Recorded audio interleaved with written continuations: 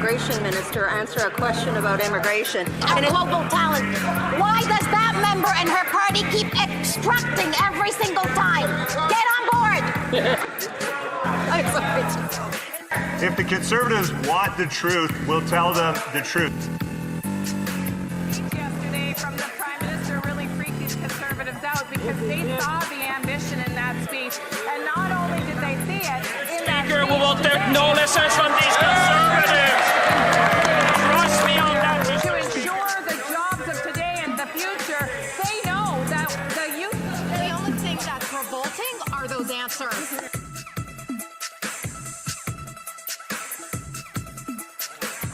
It is too bad that that minister didn't write the Prime Minister's speech yesterday, because it wouldn't have bored and depressed to tears all of those poor students stuck in that room.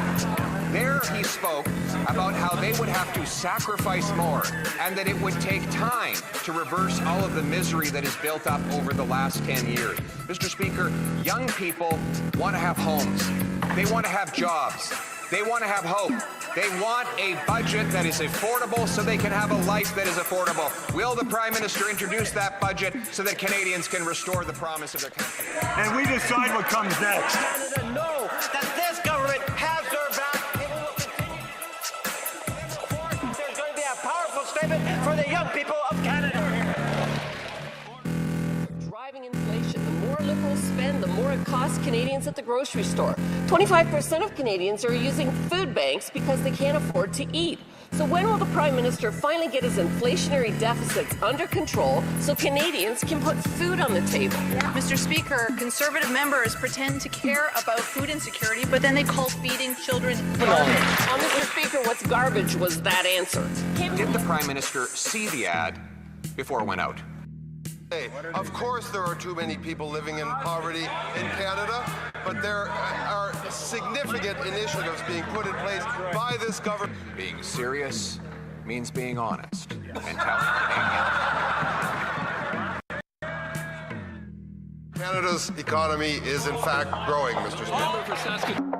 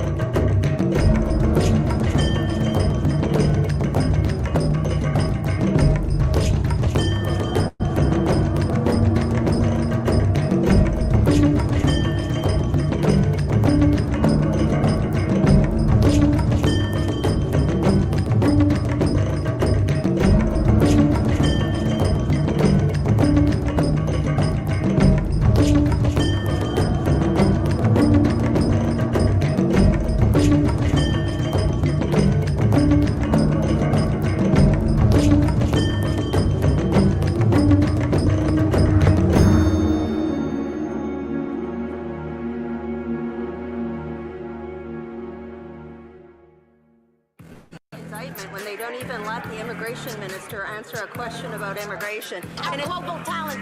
Why does that member and her party keep extracting every single time? Get on board! I'm sorry. If the Conservatives want the truth, we'll tell them the truth. Yesterday from the Prime Minister really freaked these Conservatives out because they saw the ambition in that speech. And not only did they see it, in that Speaker, we will speech, take no lessons from these Conservatives. Trust me on that. to ensure the jobs of today and the future, they know that the youth... The only thing that's revolting are those answers.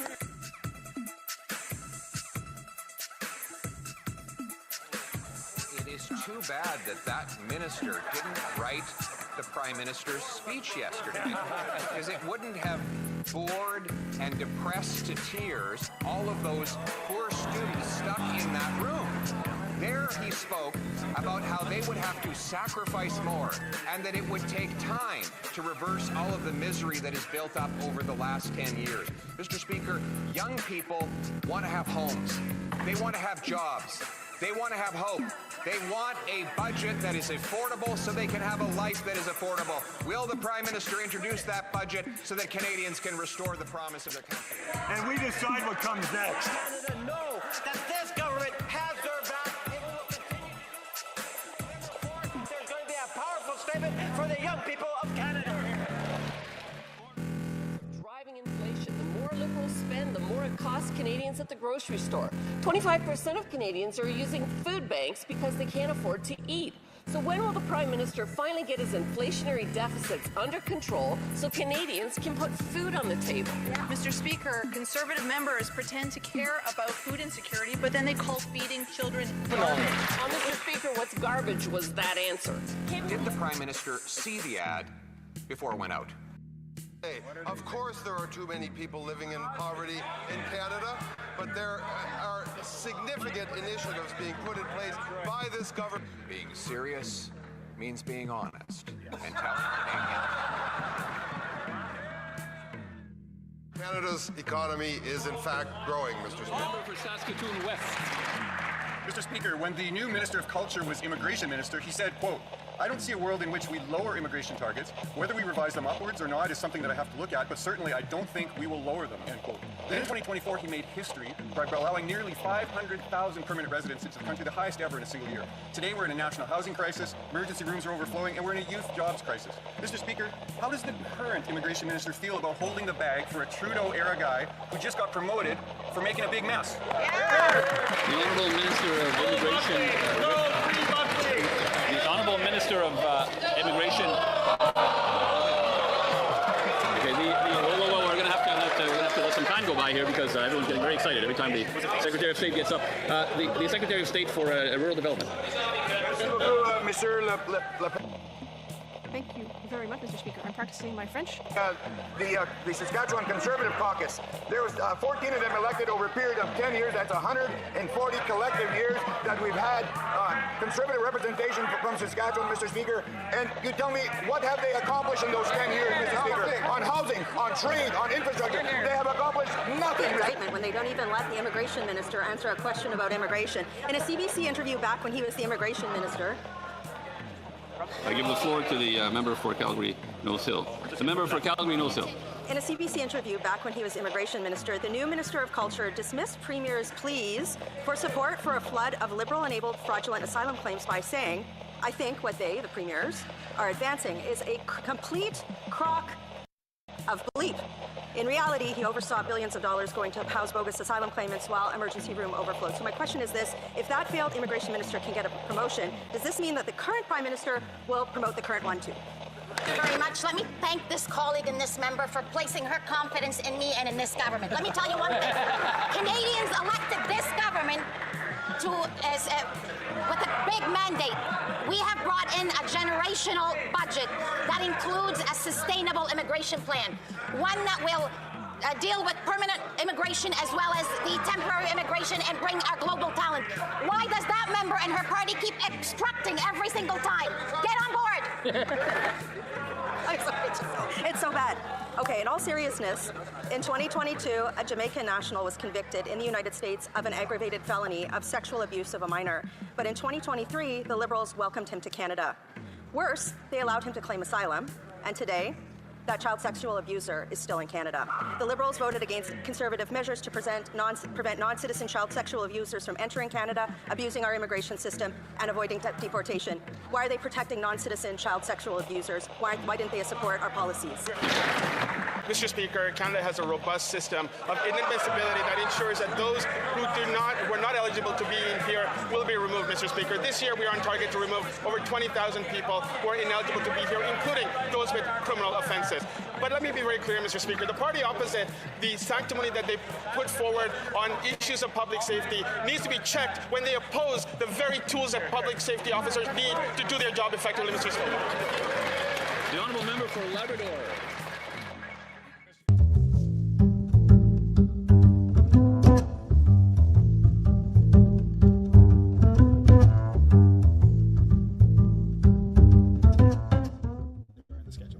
Member. Does the minister have an RPAL? Minister. Can you repeat that question? No, member. I'll rephrase, Chair. Does the minister know what an RPAL is? No, minister. I do not. Member. Does the minister know what the CFSC is? No, minister. I do not know. Member.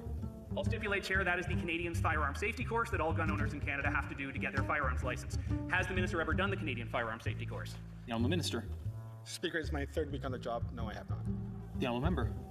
Does the minister know what safety classes and safety demands are expected of law-abiding Canadian gun owners? The honourable minister. This is not about law-abiding gun owners, Mr. Speaker. Honourable member. How can the minister make that claim when he doesn't know the basic fundamentals of law-abiding gun ownership in this country, Chair? Minister. Mr. Speaker, the Bill 21 is meant to get the serious, dangerous weapons off our streets. The honourable member, very briefly, and just confirming that he's splitting his time 3 ways. Chair, will the minister commit to taking the Canadian firearm safety course so he'll know what he's talking about? The honourable minister.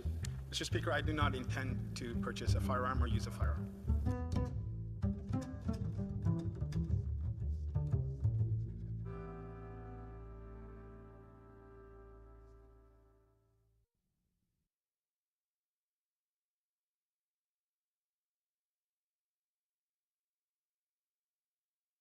Welcome. Welcome to the NAP, the no answer period, where we cover the question period prefaced by a review of the far left evil that has beset our land and the events that surround it.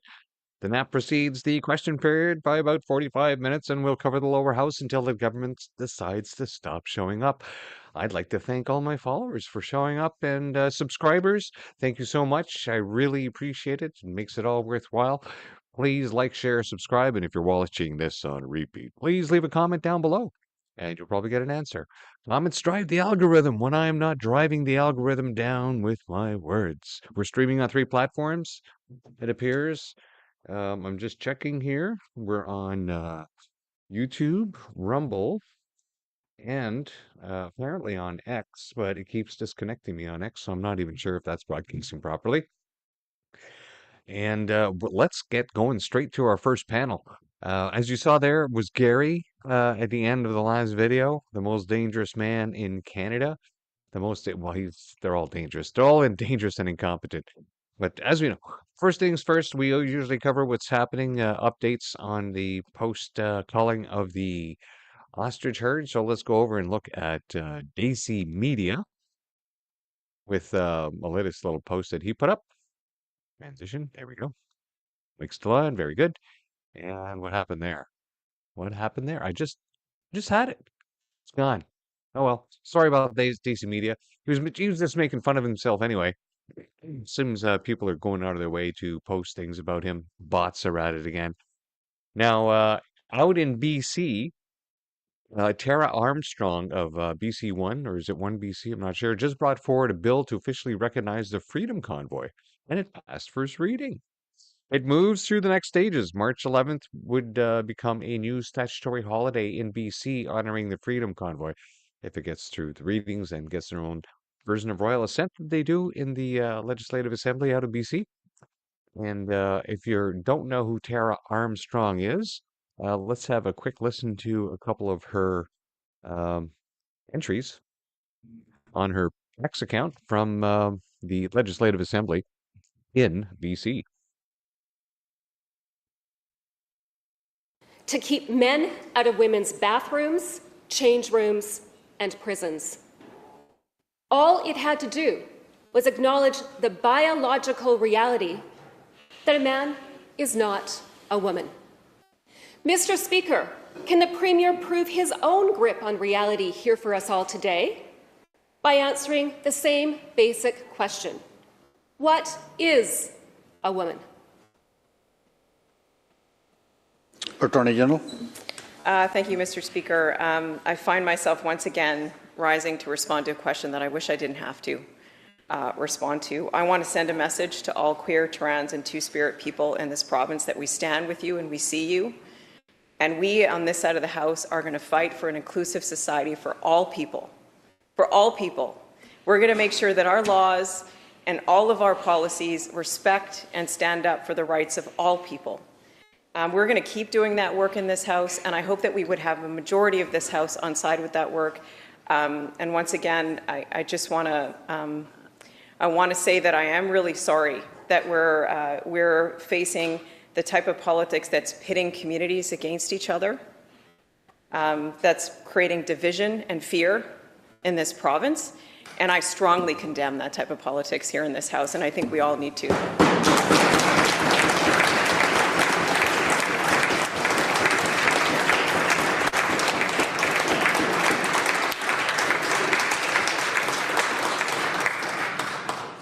Member supplemental.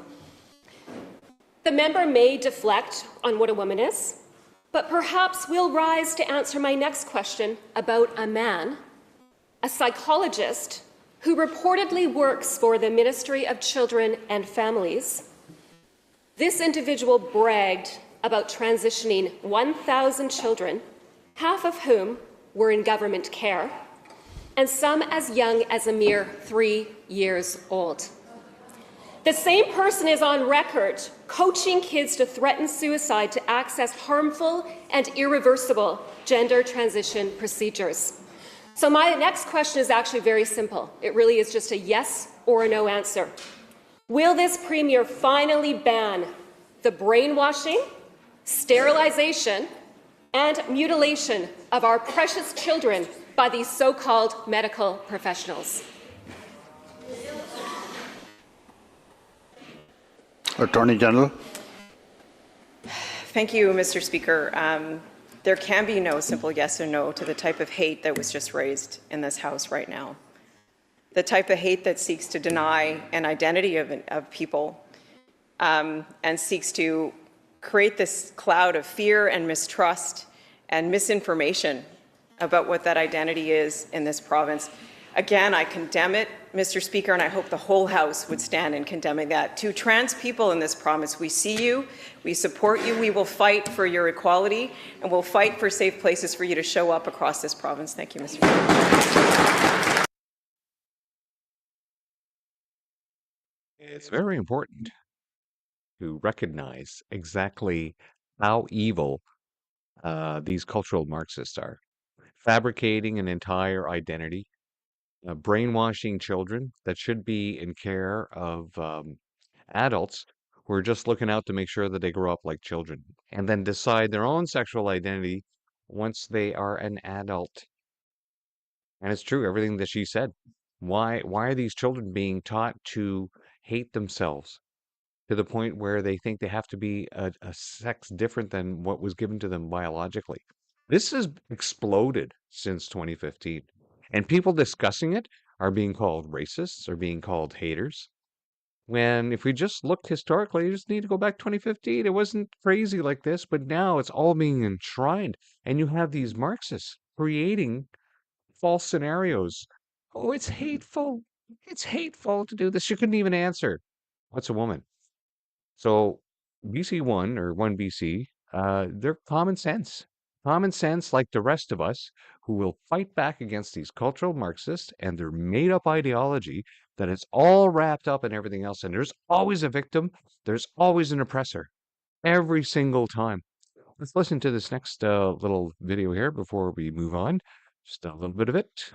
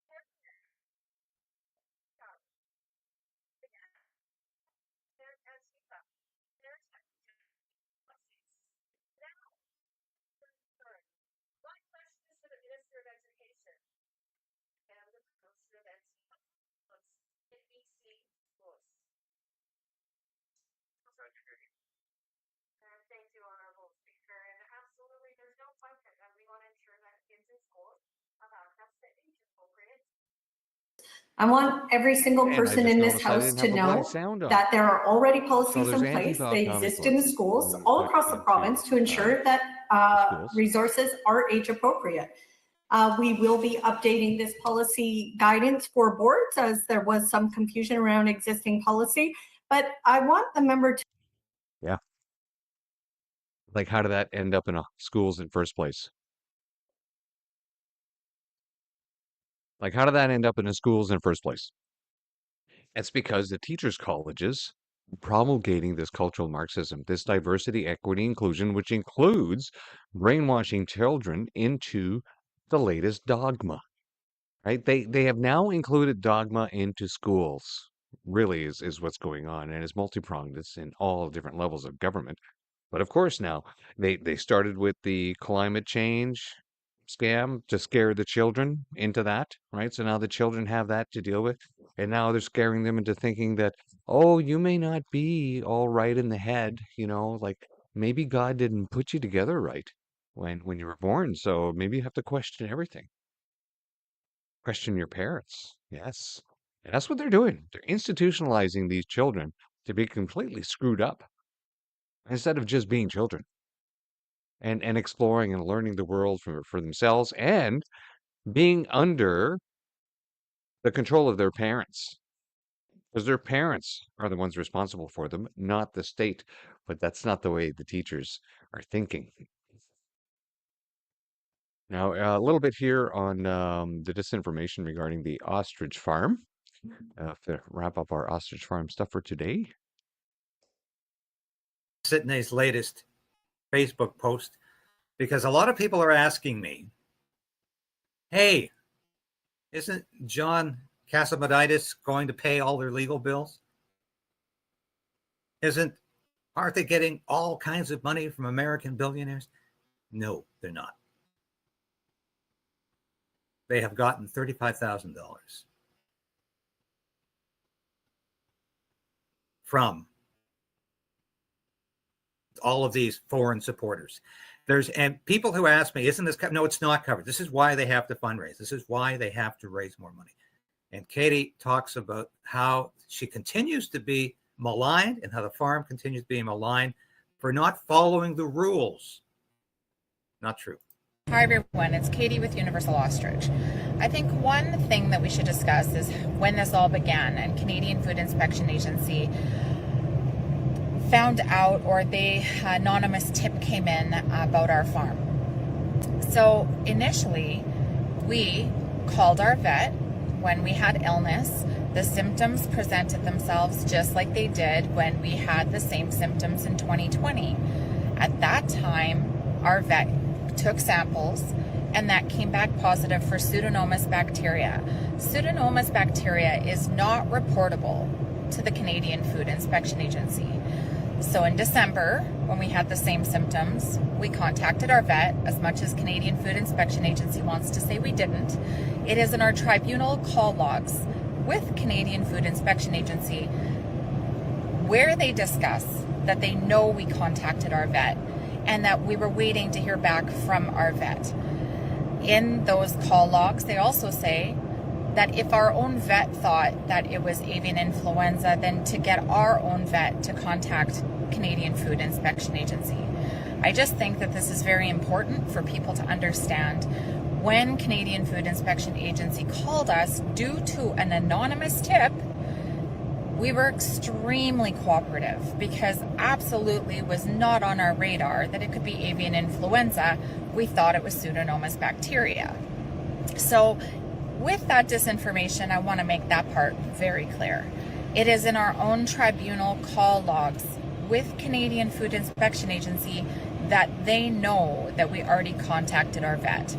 And we were just waiting to hear back from him because it was through the holidays. So it was harder to get a hold of the vet.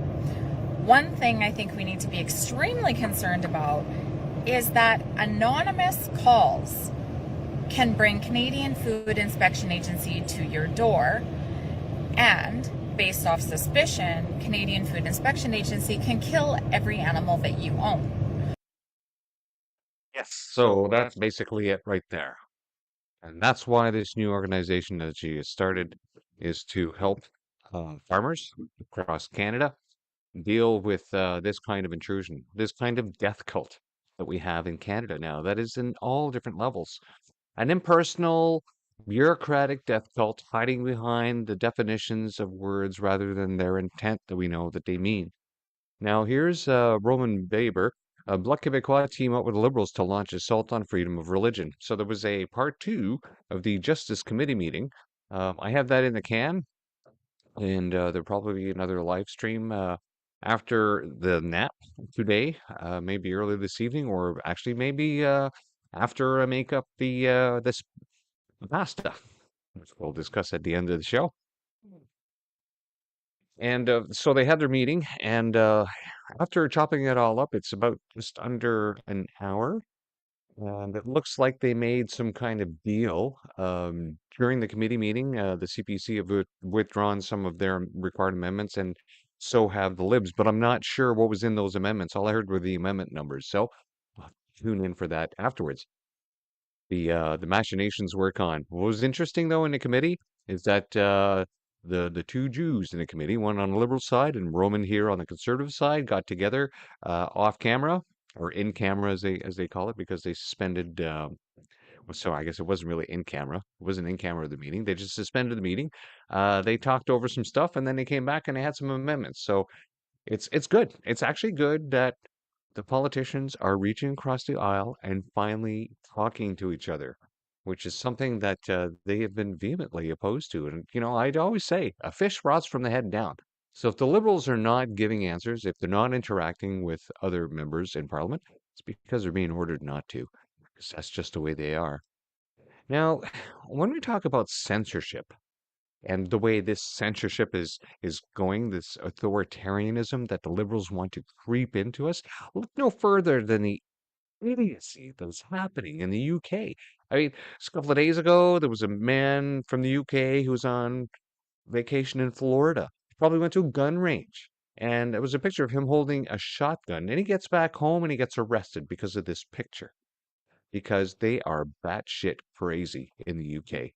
In fact, if your record collection might contain something bad, well, that could cause you your freedom and end up with 40 weeks in jail. And it could have been worse because it was multiple charges, but they decided to allow him to serve them concurrently instead of consecutively. It's insane. Let's just listen to Count Dacula. Of possessing recordings, and he was probably coached into pleading guilty. Yesterday, Thursday 27th of November, he was sentenced to 40 months for each offence. The sentences will be served concurrently, so at least it's not consecutive sentences. They added, every year, thousands of reports from the public help police tackle the terrorist threat of a man selling records.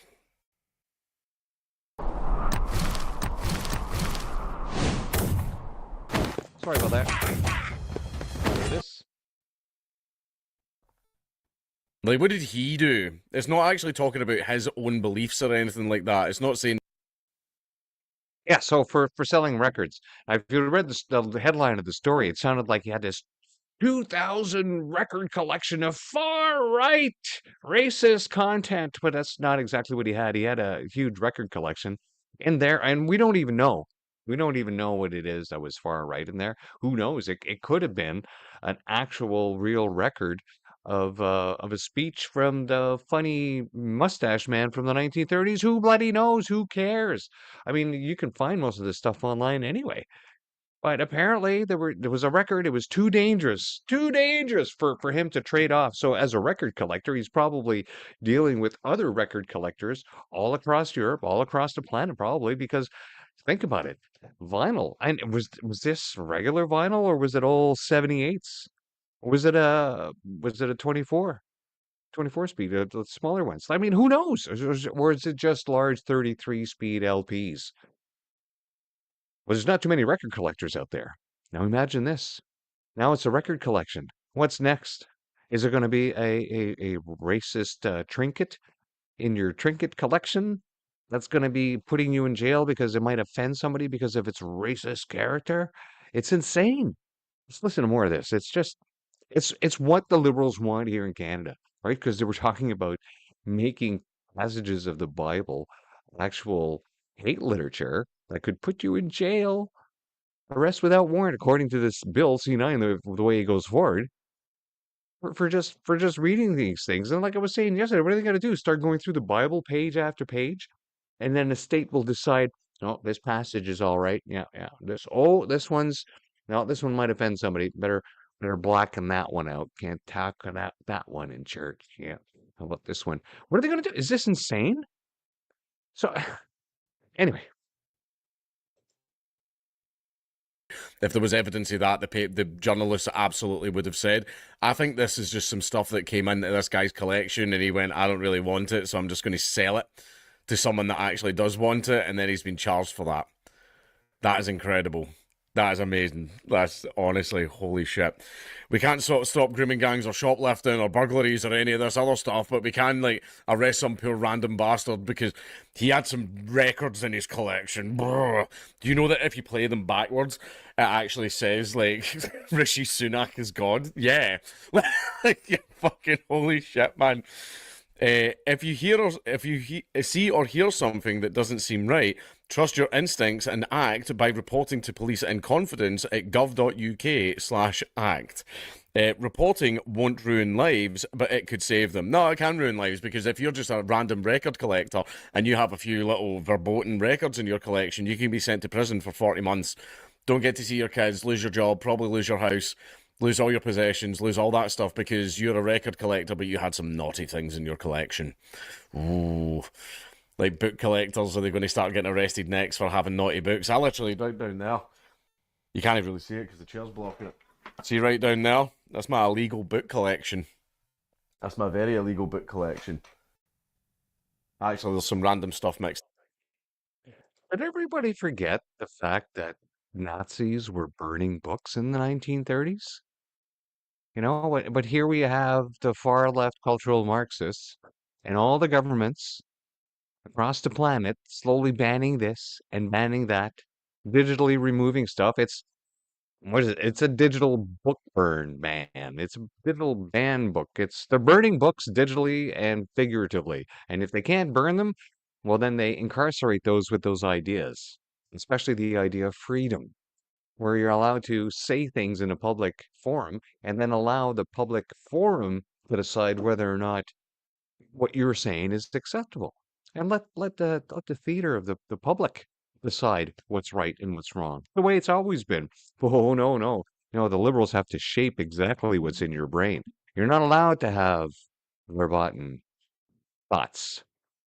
On Pierre Poilievre's site, he had here repeating what was been said yesterday, of course, another costly bait and switch, this time the housing, right? So they promised 500,000 homes a year, but of course the reality is it'll be 26,000 homes over 5 years. Yes, the billions that they're spending. It's far shorter than the 80 plus grand they said they were going to make. But that's exactly what we said would happen. The government should not be in the business of building anything, because when they do, it always costs more. And of course, in this case here, as they're building the shacks off Iraq, which they see it ain't, is so. I mean, they're all a specific size, and you have industry building these homes and then assembling them on site or delivering them there to be assembled on site. That means that you're not having trade workers. You're not having tradesmen on site building the homes. That's why Texas is saying, come on down, folks. We'll give you green cards. We'll help you down. We need people down here to build stuff. So a lot of people are just leaving now for the States. And I think maybe that was in their plan too. Just get rid of anyone in Canada that has any trade skills, because there's no jobs for them here. And of course, once they go down to the States, they find out how nice the cost of living is there and how nice actually Americans are. Very personal people. They're very respectful. And there's a reason why most Americans are respectful, because a lot of them can be armed. Oh, and if you don't know somebody's going to be respectful to other people, it's just natural to be respectful. Like I said, you attract more things with honey than you do with vinegar. I'm not just talking about flies. Oh, let's hope this loads. And what do we have here? Is this the... This was not what it was supposed to be. Sorry about that, folks.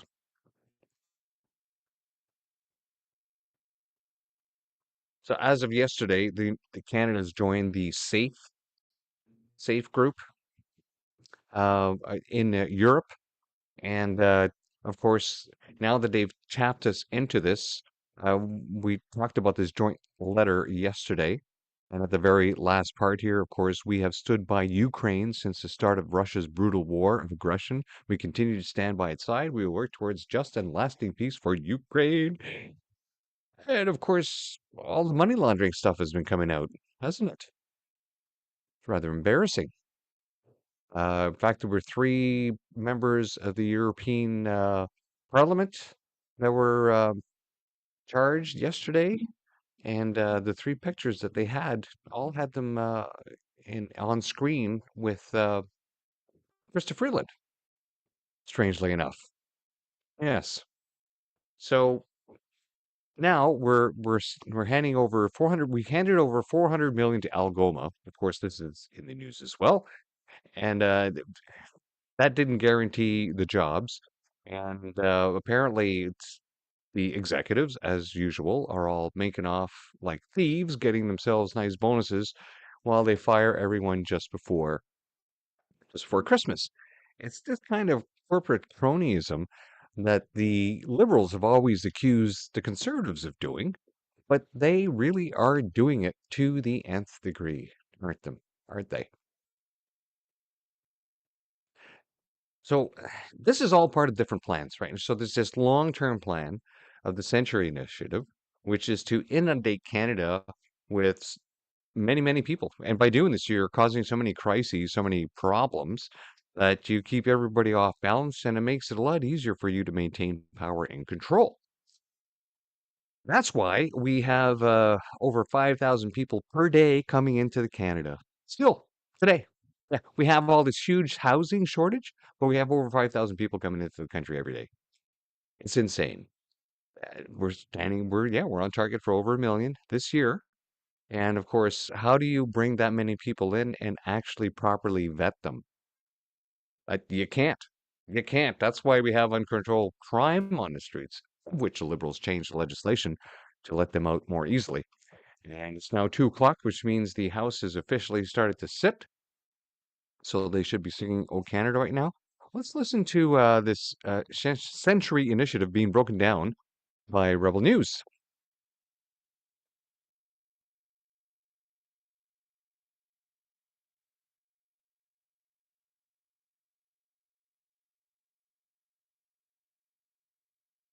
Within days of taking office.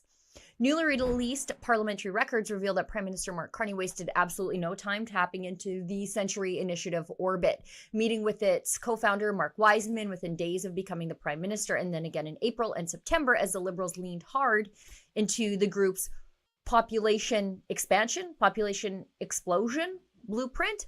The response to Order Paper Question 425, posed by Conservative MP Marilyn Gladue, shows Wiseman, a Lazard executive and former BlackRock heavyweight and longtime Liberal insider, enjoying unusually rapid and repeated access to Mark Carney's office. Now, the Century Initiative didn't appear out of thin air. It's been quietly stitched into the fabric of Liberal Party policymaking for nearly a decade. For example, Dominic Barton was the co-founder of the Century Initiative, Justin Trudeau's hand-picked ambassador to China.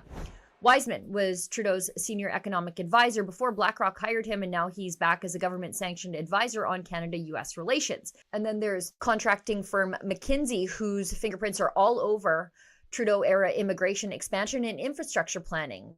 They helped design the Century Initiative's foundational modeling. Many of the group's directors are the same Bay Street donors who bankroll Liberal campaigns and populate Ottawa's advisory councils. Now, let's be clear, this is not an independent think tank. It appears to be an ideological annex of the Liberal Party of Canada, pushing the most radical demographic engineering project in modern Canadian history. Exactly, right? So it's all about the ideology.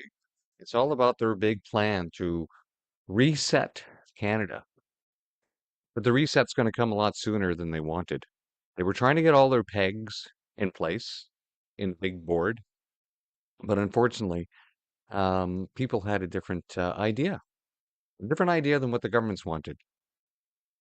because you can't really control all the players on the board as much as you'd like to. Those players on the boards are the consumers, the taxpayers.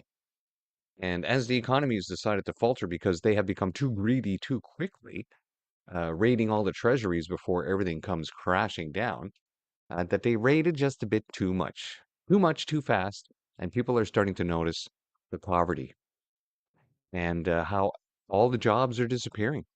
Was that I heard today? It's a recession when my neighbor loses their job. It's a depression when I lose mine. Yes.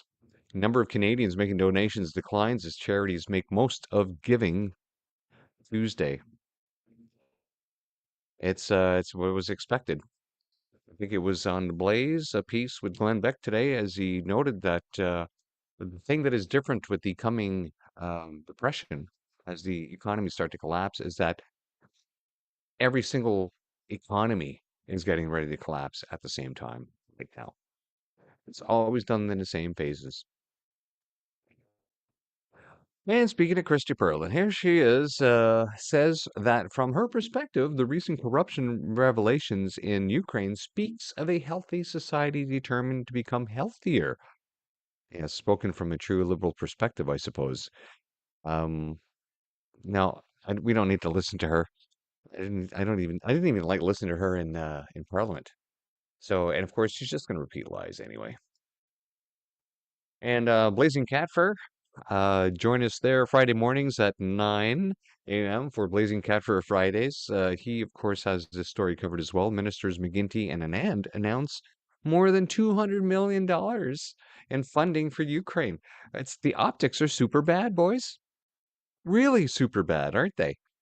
Now is not really the time to hand this over, but of course, you just had this safe announcement with Europe pledging another $235 million in funding for Ukraine, with National Defense Minister David McGuinty and Foreign Affairs Minister Anita Anand announcing Canada's latest commitments. This right on the heels of all the money laundering that we know is going on there. It's just completely not self-aware whatsoever. Now, meanwhile, in Alberta, if you haven't heard, the Premier said that an Albertan's home is their castle. No one should hesitate to defend themselves when faced with a threat at their own doorway.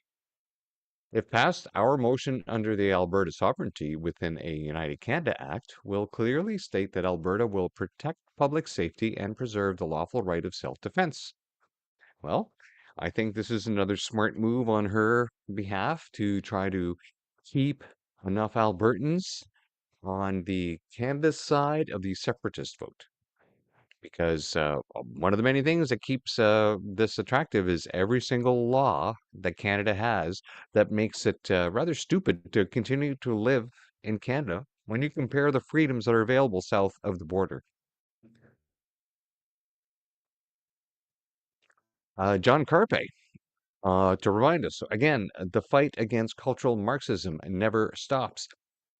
Mentioned yesterday, they're actively destroying Christianity and all other religions and faiths in our country to replace it with cultural Marxist ideology, which is now being inculcated and mandated at the beginning of meetings.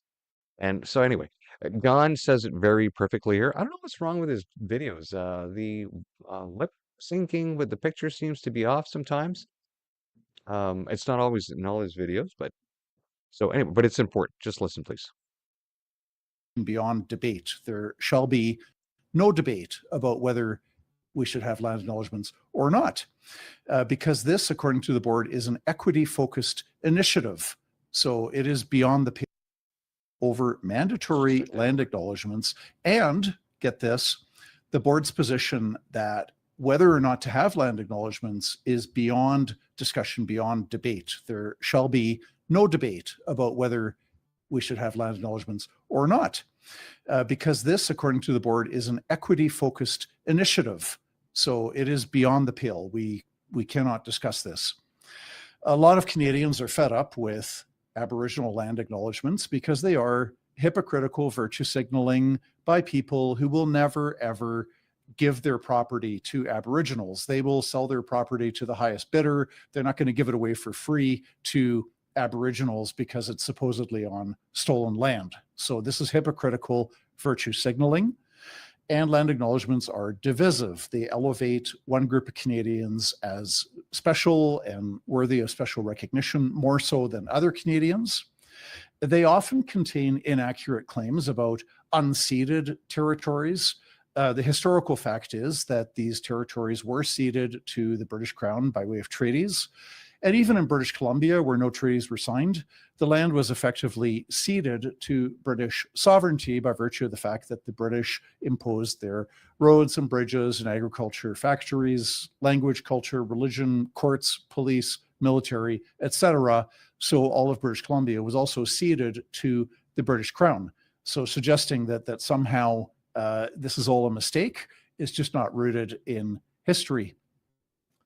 Many years ago, several decades ago, the Our Father, or the Lord's Prayer, was removed from public schools in response to complaints from parents who were Jewish or atheist or otherwise non-Christian and did not want the Lord's Prayer imposed on their kids. This is in line with Supreme Court of Canada ruling in City of Saguenay, where the court ruled that a mayor of Saguenay, Quebec, was out of line when he opened city council meetings with a Catholic prayer. And the Supreme Court said that we must have state neutrality so that the state is neutral towards different religions or non-religious perspectives, different political perspectives. And so the court ruled it was not right to force people to sit through a Catholic prayer that they didn't agree with. Well, the same reasoning applies to land acknowledgements. A lot of people, perhaps most, perhaps only some, don't agree with land acknowledgements and are being forced to sit through this, which violates their freedom of religion and conscience. We also have a violation of the doctrine of state neutrality that is required. The Charter requires all governments, federal, provincial, municipal. Now, there's a reason why cultural Marxists will do this regardless of the rules. They just don't care. They don't care, right? Because their final end state is to change everything regardless. That's why they don't care if they have people unalived in the process of their idiocy and their policies, right? That's why they're so much for MAID, medical assistance in dying. By the way, which you're probably going to be soon required to hand over all your organs after they knock you out and take you out as part of the requirement to actually be put down rather than being taken care of by the society that apparently is a just-in-kind rule of law society under the Liberals. Now, what's Michelle Ferrari up to? Well, this is rather interesting, and it answers a lot of questions. And I think this is why the Liberals are panicking. What is it you do now that you're not an MP? I get asked this question a lot. Actually, I do a lot of the very same things I did when I was an MP. I talk about a lot of things, talk to a lot of you, but I am working with a couple of companies, and I think you're going to find this interesting. One of the companies I work with is called Rogue Management. Now, Rogue works on social media strategy, media training, comms, all of those kinds of things. We work in the private sector as well. We work in the political sphere. One of the tools that Rogue uses is an up-and-coming, very, very popular tool called social listening. Now, what a lot of people don't know is that when you post a comment online, it is now public domain, meaning that these AI tools called social listening tools can analyze all of that. So anything online, Facebook, Instagram, X, Reddit, YouTube, news articles, wherever you're posting or commenting online, AI can listen to it and give you data analysis. This is obviously hugely valuable for the private sector. So if you're a business and you want to find out where your customers are, give me a call. We will chat. I'll put my email above. This is obviously a massively effective marketing tool and going straight to your customer instead of, posting a billboard and hopefully they see it. The other way this is hugely valuable is politics. Now, many, many polls online are funded by something or someone. For a lot of people who work inside politics, they will tell you that polls are best used for dogs to pee on, not for data analysis. This social listening gives you real-time conversations and real-time analytics of what people are saying online. So listen to this. So I'll put this over top and you can go to roguemanagement.ca and go to our opinion tracker. But right now, people talking negatively about Pierre Poilievre is sitting at around 53.6%. Now, and people speaking negatively about Mark Carney is 60.5%. That's a big difference in the political world. Some of you are like, well, they both aren't doing great. Like, everybody hates both of them. But what you have to understand is nobody really likes anybody in politics. And Canadians are very famous for voting someone out, not voting someone in. So the fact that you aren't liked more than the other guy means you're losing. And right now, Mark Carney is really losing. This is a real-time tracker. It's in real time, so it can shift at any time, and you can watch it online. But there's a couple reasons why we've seen such a drop in Mark Carney. Now, these numbers are primarily younger demographics because most of the people having conversations online are typically around 85%, 45 and younger. Right, look up her video if you want to watch the rest of it. It's really interesting, and it's something that I had forgotten. It's something I really had forgotten with everything else that we're wrapped up in, mainly because the Liberals are really good at distracting one's attention with all their Alinskyism from different directions. That it's true. It's always been this way. You always end up voting out the existing government because they eventually just end up pissing everybody off and just can't keep enough people happy enough to vote for them and vote them back in. I guess the team over on the Conservative side remember that. Okay, we're getting close to the start. I can see the Leader of the Opposition walking into the House. Enough time here for Mario. You never know how long these statements are going to go. Finally figured it out. The majority of the people that you're arguing with online that are defending the Liberals or Mark Carney, they're bots. They're not real people. They're part of a bot farm. If you look at the actual profiles of these individuals, they all have fake followers. They follow random people. They've never posted anything, and they have fake profile pictures and 0 posts. Or if they do have posts, they're just reposts of existing content that doesn't belong to them. They are bots. I've been on TikTok for a very long time, and I've been talking about politics for a very long time. And I'm telling you, there has never been more vicious and brutal comments that come to the defense of the Liberal Party and against conservatives and conservative influencers that are creating content than there is today. I'm not saying 100% are bots. I'm saying it's more like 90 to 95%. Yes, I've noticed the same thing. While I'm looking down here, I see that we have 8 people watching on X, which is the most amount of people watching from the different streams. So I really appreciate. Hey, hi guys on X or lads or ladies. We appreciate you all for watching, and it answers my question whether or not I was going to keep that blue check mark on that account. So if people are watching me on X, we will keep broadcasting there, which we can only do if we have the blue check mark. Excellent. Let's carry on. The House is still doing statements. We have enough time to watch something else. Ah, yes. I've been wanting to play this Whitney Webb video since last week. I think it's just perfect. You know what's the weirdest thing I've noticed recently too? Is that I've been watching a lot of other creators online, as you can tell, obviously, from some of the material that we're also posting from their stuff. What I find the funniest is when I'm watching something from a content creator or an independent media, and they're obviously talking about the Liberal government. If they're talking about the Liberal government, then obviously they usually have to end up talking about Mark Carney, and I end up having these YouTube videos interrupted by commercials by fake AI Carney trying to sell me some scam, just like he's managed to sell his own scam to the entire country. All right, they're still doing statements. Let's listen to Whitney. Some associates of Epstein, like Flavio Briatore, are there, but also, HSBC was laundering money. money for drug cartels. And who didn't go after them when they were in charge of the Bank of England? Mark Carney, who is now Prime Minister of Canada. Administration does not plan to release further documents, and they've said that. And I guess there's this planned congressional hearing where they've subpoenaed the Clintons and some other things, some other people, but I anticipate that'll be a pretty controlled hearing. I don't think you're going to hear any questions about Mark Middleton or Chinagate there, or what Epstein was doing those 17 times he went to the White House.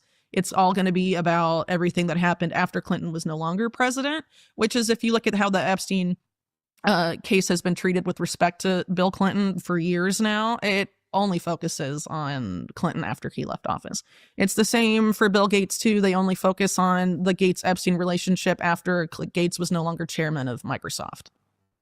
So it's planned, controlled, a trickle of information, feeding scraps to us? Yeah, I mean, it's like it's defining the spectrum of what's interesting. It's a limited hangout, so it's like they find some tidbits that are interesting within a spectrum, and people are so entranced by what's in that spectrum, they don't look for anything beyond that. They just assume that's all there is. Because if we know everything, it opens up everything. It's Pandora's box. Well, it is a Pandora's box in a way. Yeah, sure. Because basically, if you go, as my books show, if you go as deep as I went in writing those two books, and you could certainly go deeper, it basically shows that, the world is basically run by a meta cartel. Explain that. Well, I would argue, it is a cartel. It basically operates with impunity, and they have no accountability for all of their crimes, even when they're exposed here and there. Some people just are protected and above the law, almost inexplicably. And as I point out in my book, it's a lot of the same actors over and over again, the same institutions, and you can see when one institution crumbles, another one pops up in its place. So as an example in the book, I talk a lot about the Bank of Credit and Commerce International, BCCI, that implodes in 1991. It's covered up by William Barr when he was Attorney General, who covered up Iran-Contra, the Promise Software scandal, and BCCI, all as being Attorney General, and later would return to kind of do that for Trump 1 when he was Attorney General again. But after BCCI implodes, a lot of their portfolio of, organized crime and shady interests goes to the banks of that are sort of related to this guy named Edmund Safra. And Edmund Safra dies in his home, supposedly from, the story is very bizarre, but from arson allegedly set by his American nurse because she wanted to set a fire and then save him from it, but then didn't save him from it. Yeah. It's fine. Anyway, he was very good friends with Robert Maxwell and a lot of these figures that pop up all over the place in the Epstein case. And then who absorbs his banks? HSBC. They basically take those over, and then HSBC gets exposed. I forget. I think that it wasn't the Panama Papers, but it was like one of those consortium of journalists that published these leaks, basically revealed a lot of prominent people that were part of these HSBC Swiss accounts that had been inherited from Safra. Epstein was one of them. Some associates of Epstein, like Flavio Briatore, are there. But also, HSBC was laundering money for drug cartels. And who didn't go after them when they were in charge of the Bank of England? Mark Carney, who is now Prime Minister of Canada. And everyone's leaving. And while he was head of the Bank of England, there's pictures of him hanging out with Ghislaine. Just in time for the show on the floor. You can look up this video online. Let's get into Parleview. Come on, Parliament. What's going on? Oh my goodness me.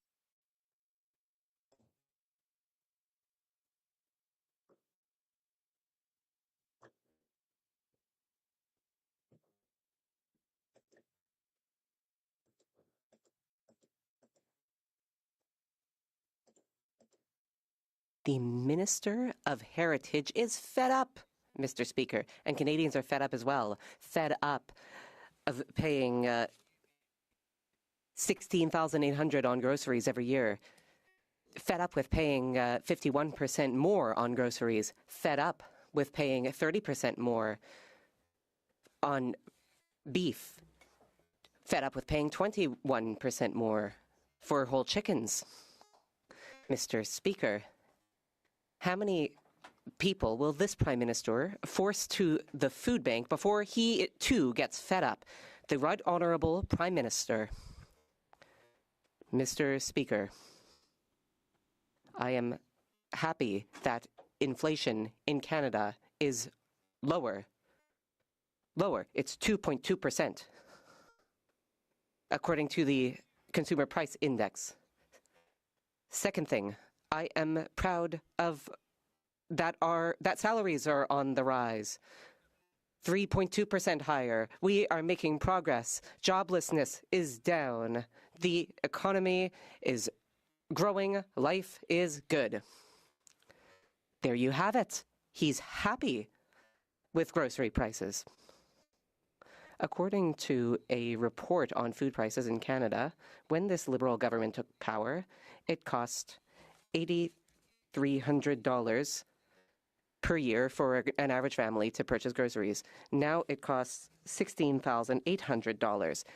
Grocery prices doubled due to the inflation driving taxes and deficits that have driven up the price of everything. The Prime Minister promised that he could be judged by grocery prices. So, how much will it cost to eat in 2026? The Right Honourable Prime Minister. Mr. Speaker, I fully understand why the opposition leader is ignoring the fact that this is a new Canadian government, one that has created the strongest economy in the G7. That's the truth. That's what the numbers show. That is the future of our great country. According to Canada's food price report, when the Liberals took office, the cost of a basket of groceries was $8,300. Now, it's $16,800, double.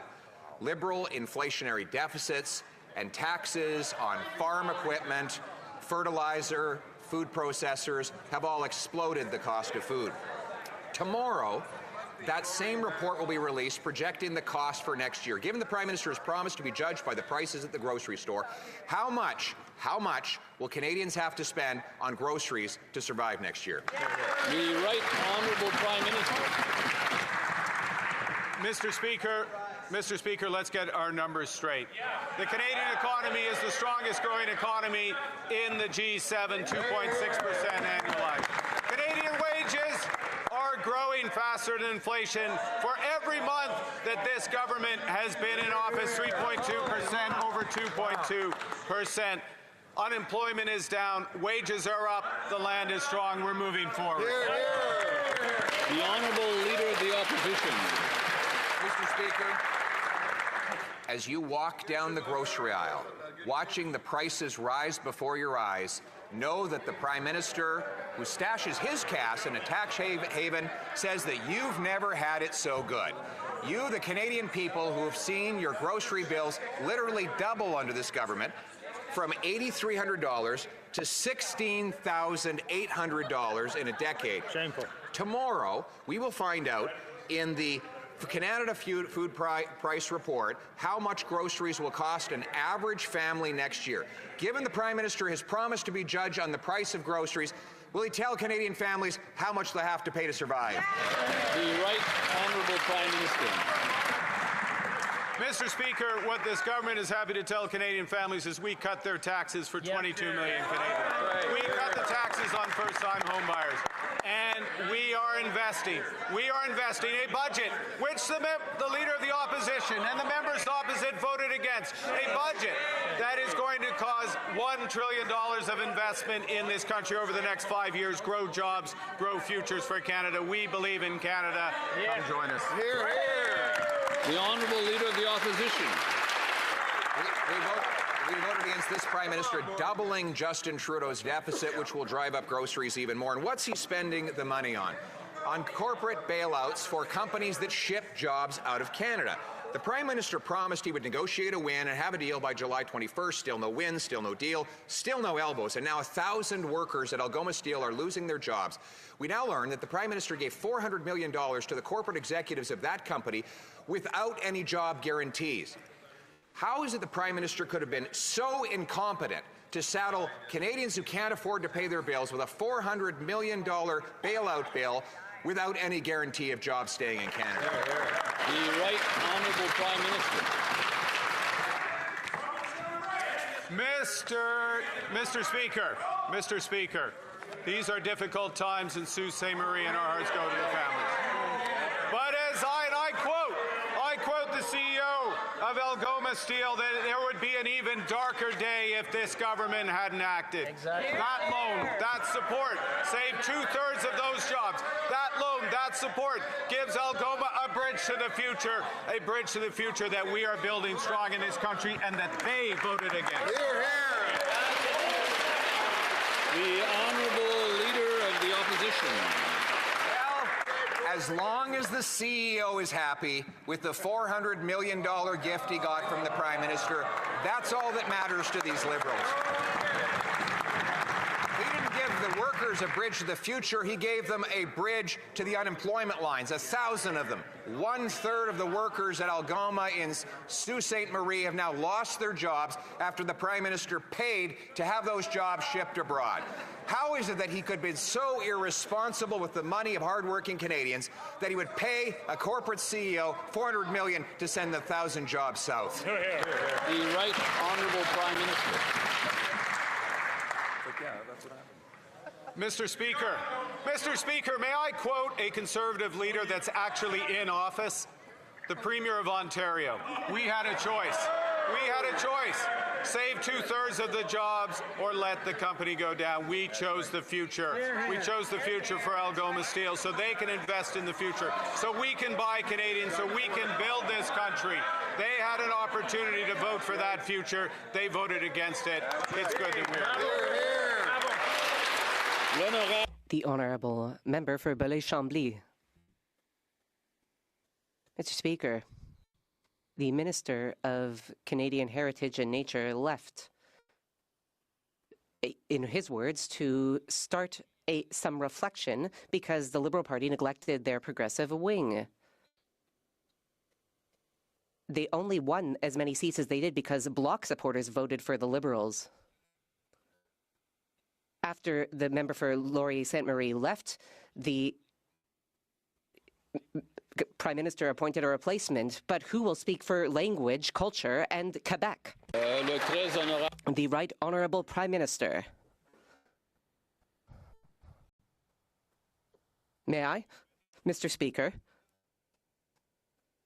we have 44 MPs here speaking for Quebec.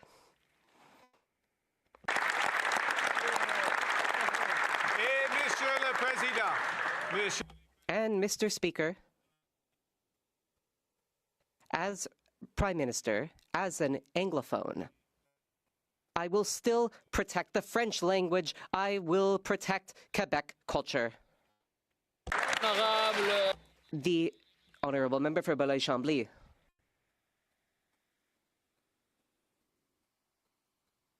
Well, if the Prime Minister keeps behaving like an autocrat, he might have a chance to run for election again. People voted in the Liberals with the climate in mind. They also voted in the government with trade negotiations in mind, and the Prime Minister is neglecting both of these files. He is not doing what he said he would, and he is doing what he said he would not. Why doesn't he listen to his former minister? Mr. Speaker, I am continuing to work towards our climate goals because we need major investments, not just rules. We need investment in clean electricity in Quebec, in nuclear power in Alberta and Ontario. We need investment in carbon capture. We will get all of this done. The honourable member for Bellay-Chambly. Mr. Speaker, the Prime Minister seems to think that nuclear energy is clean energy. This is the Prime Minister who is getting rid of the emissions cap, including for the production of electricity. When you lose your voters, it's hard to get them back.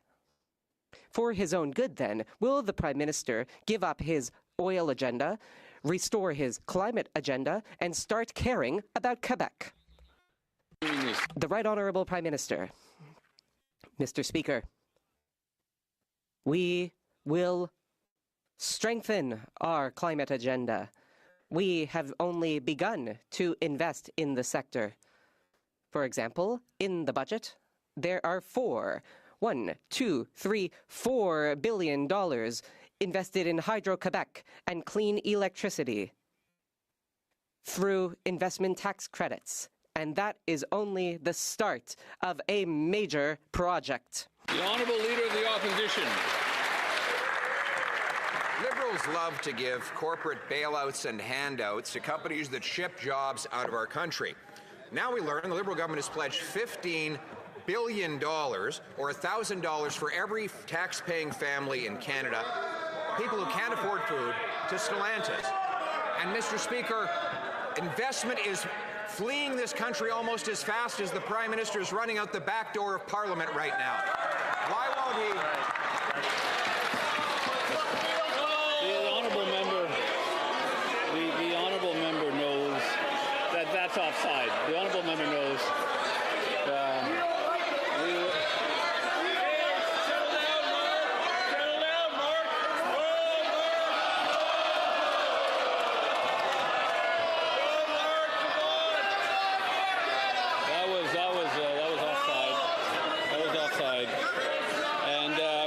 Go to the next question, which is also that of the Leader of the Opposition. Mr. Speaker, the Prime Minister gets angry and runs out the door rather than answering the questions about the cost. He didn't say he wasn't here. $15 billion out the door, $1,000 for every tax-paying family to a company that is shipping jobs out of the country. Why is he sending our dollars away, our jobs away, while he runs away?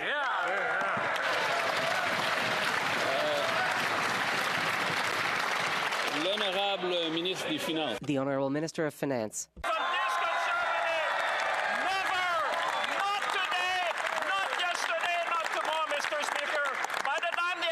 On this side of the House, every single member on this side, Mr. Speaker, we're fighting for Canada. We're fighting for auto industry. We're fighting for our workers. We're fighting to build Canada strong, Mr. Speaker. We should all join to defend our workers in the middle of a trade war. We don't need that kind of conservative politics. We need to stand up for Canada, build Canada strong. I believe in Canada, Mr. Speaker. The Honourable Leader of the Opposition. Mr. Speaker, the Prime Minister can't stand up for workers if he can't even stand up in the House of Commons.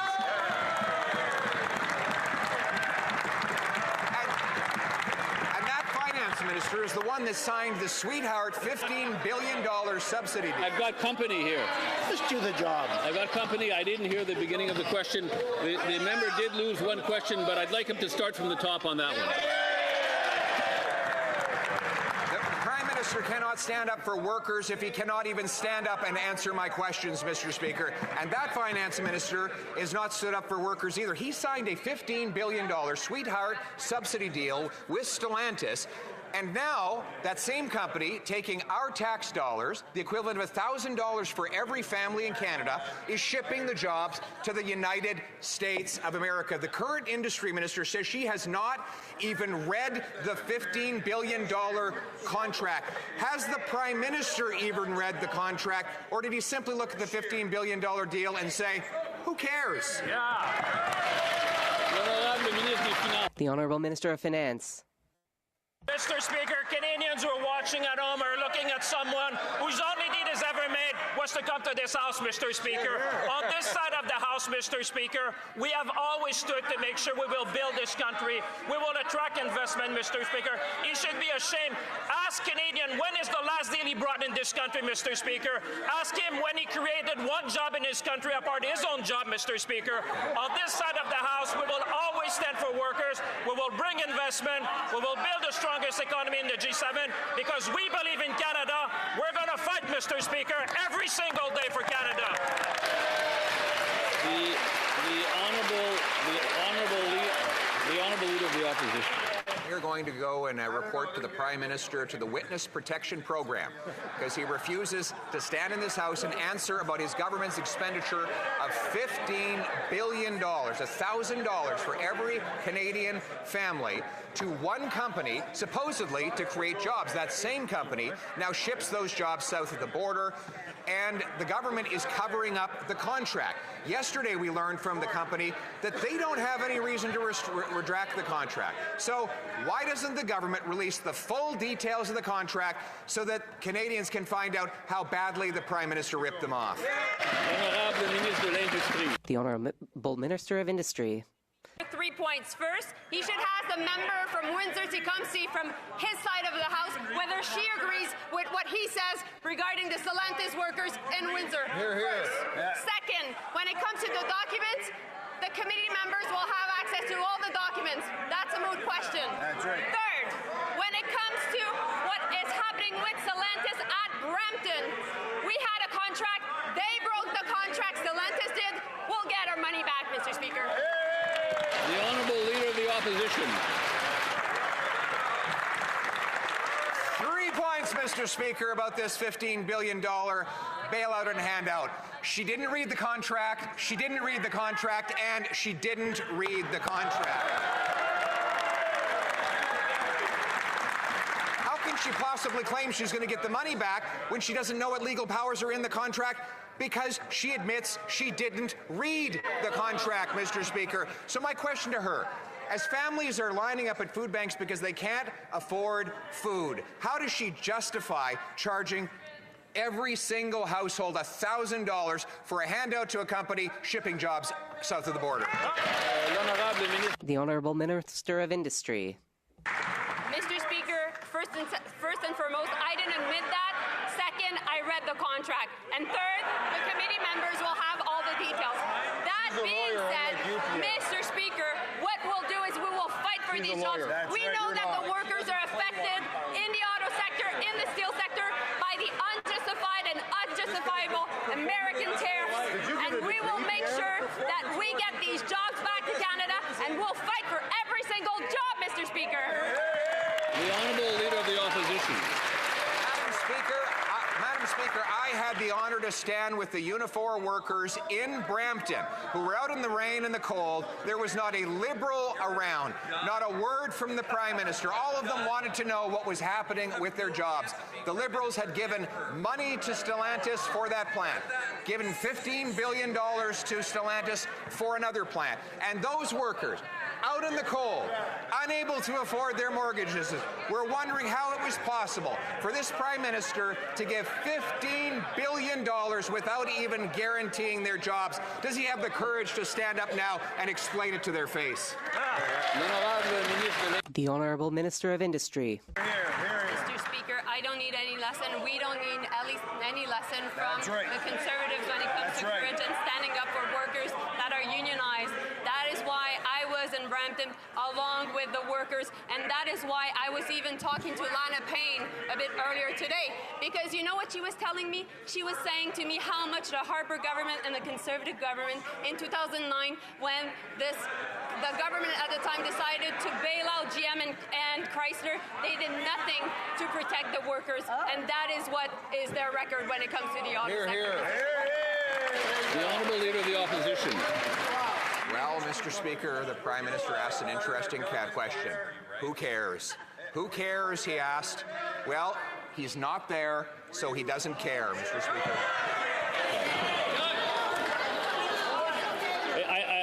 I assume that the member meant somehow metaphorically. Yeah. But maybe next time, not so many metaphors. It was a metaphor, just like all those Liberal promises, Mr. Speaker. Now, Mr. Speaker, unfortunately today we learned even more terrible news. The Domtar workers in British Columbia have lost their jobs as a 30th mill has closed under this Liberal government. The Prime Minister promised that he would get a deal to end the tariffs, and those tariffs have tripled, all while he removes the legal challenge against the illegal softwood lumber tariffs. How is it the Prime Minister broke his promise and sold out our lumber workers? The Honourable Minister of Jobs and Families. I'm glad the member opposite has realized there is a trade war. That trade war is creating challenging times for the people of Crofton, and we understand that. I was on the phone with the CEO today working on new solutions to retool that mill. I was on the phone with the Minister of Forestry looking at new fiber solutions for the mill. We are standing up for the forestry industry. They just complain. The Honourable Member for Repentigny. Mr. Speaker, the Prime Minister promised to build one Canadian economy. He wasn't lying. He built one sole economy, one filthy Western oil economy, pipelines. He said he was building a pipeline due to Donald Trump, but not 1 inch of pipeline will be built during the Trump presidency. However, the pipeline will pollute for the next 40 years. This is a betrayal not just of Quebec, but of all the countries who have not given up the fight against climate change. How can these Liberals look themselves in the mirror? The Honourable Minister of the Environment and Climate Change. Mr. Speaker, I am happy to talk about how we will build Canada strong. When we talk about this, we are talking about hydroelectricity in Iqaluit, the high-speed train between Toronto and Quebec City, all using Canadian steel and aluminum. These are very important projects, and there will be many others. For example, the graphite mine in Quebec. They will create good jobs in Canada and a strong future for our country.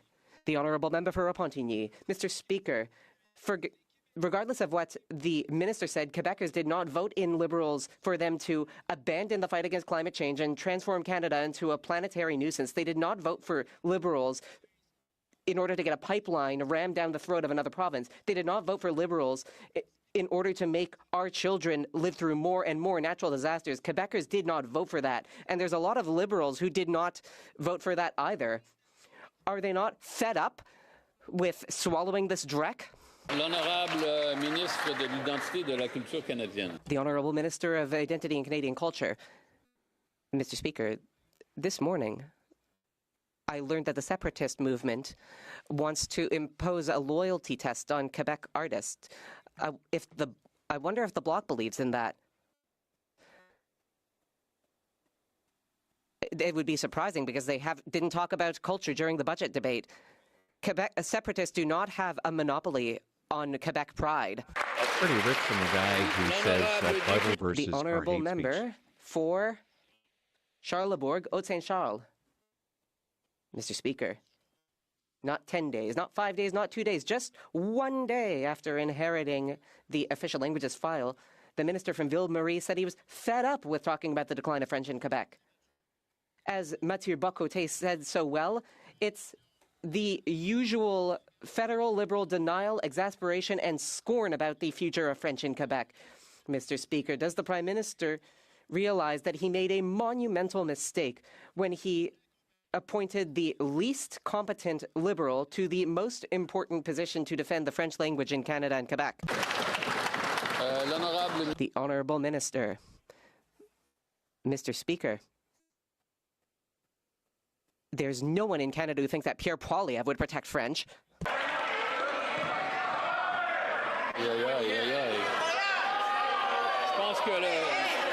I think, yes. You can't name. He made a mistake, but he still has the floor.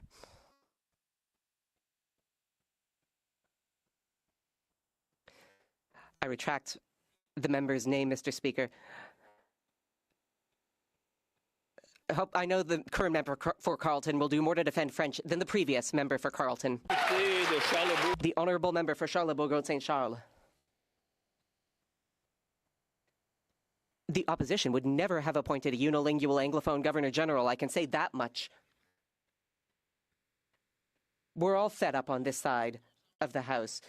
Like all Quebecers, Conservatives are fed up with former Justin Trudeau ministers, fed up with ministers who break our immigration system, fed up with ministers who refuse to recognize the decline of French, fed up with ministers that don't care about Quebec culture. Mr. Speaker, when will the Prime Minister also get fed up with this new minister? The Honourable Government House Leader. Mr. Speaker, I'm sure they're fed up after spending 10 years on the opposition benches. I'm sure they're fed up with having to vote against dental care and official languages legislation. I'm sure they're fed up with having to vote against renewable energy in Quebec. They must be really fed up after losing elections with 3 consecutive leaders and facing a defeat with a 4th.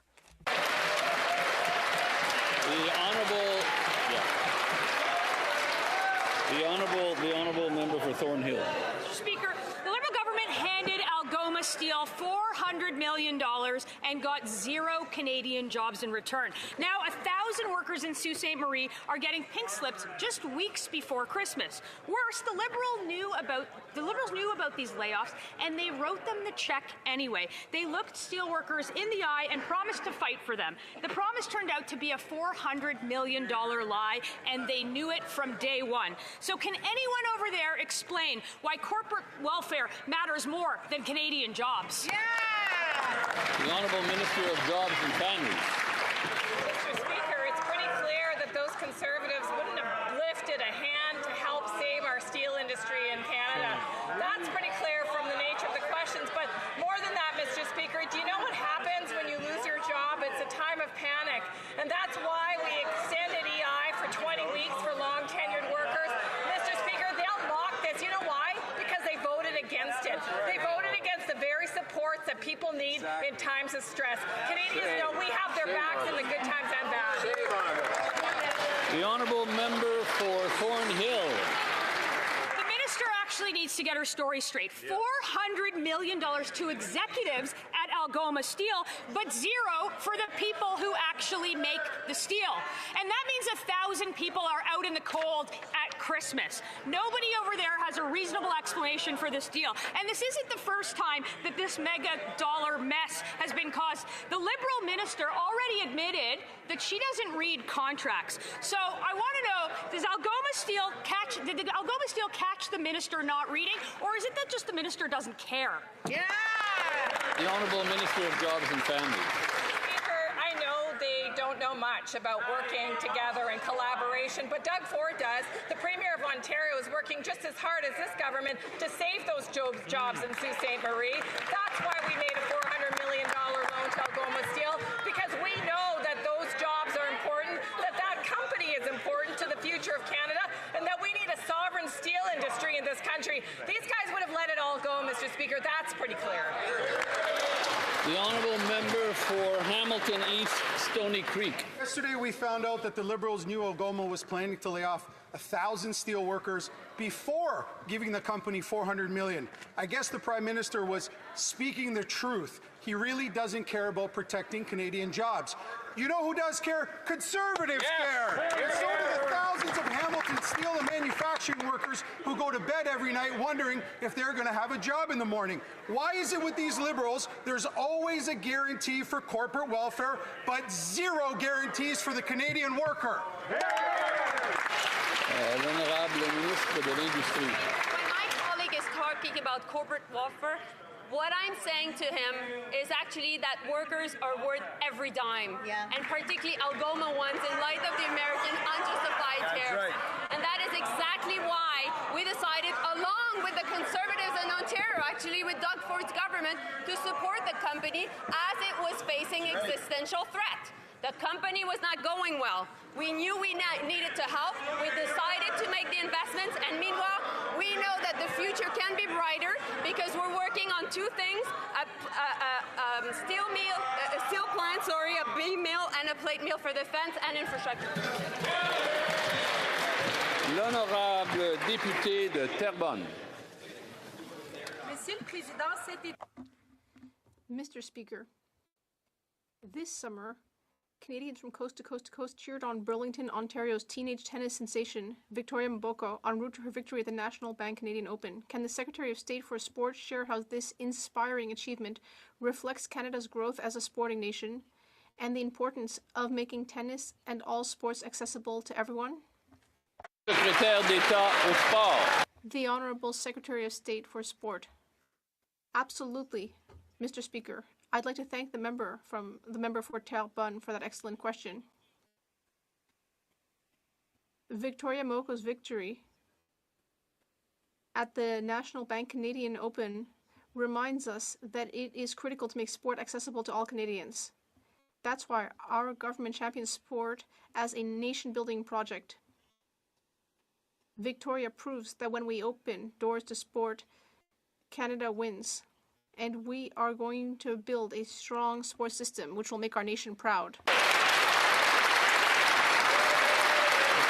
The honourable member for Dufferin-Caledon. It's time for some facts on the Stellantis contract in the Brampton Assembly Plant. Fact, the Minister of Industry didn't read the contract and as a reward was promoted to Finance Minister. Fact, there's no job guarantee in this contract or they couldn't have laid off 3,000 workers. Fact, they gave $200 million to Stellantis with no conditions. Even Ontario didn't advance the money exactly because of that. Fact, 3,000 auto workers in Brampton are out of work and struggling to make ends meet. How the hell are they so incompetent? Good question.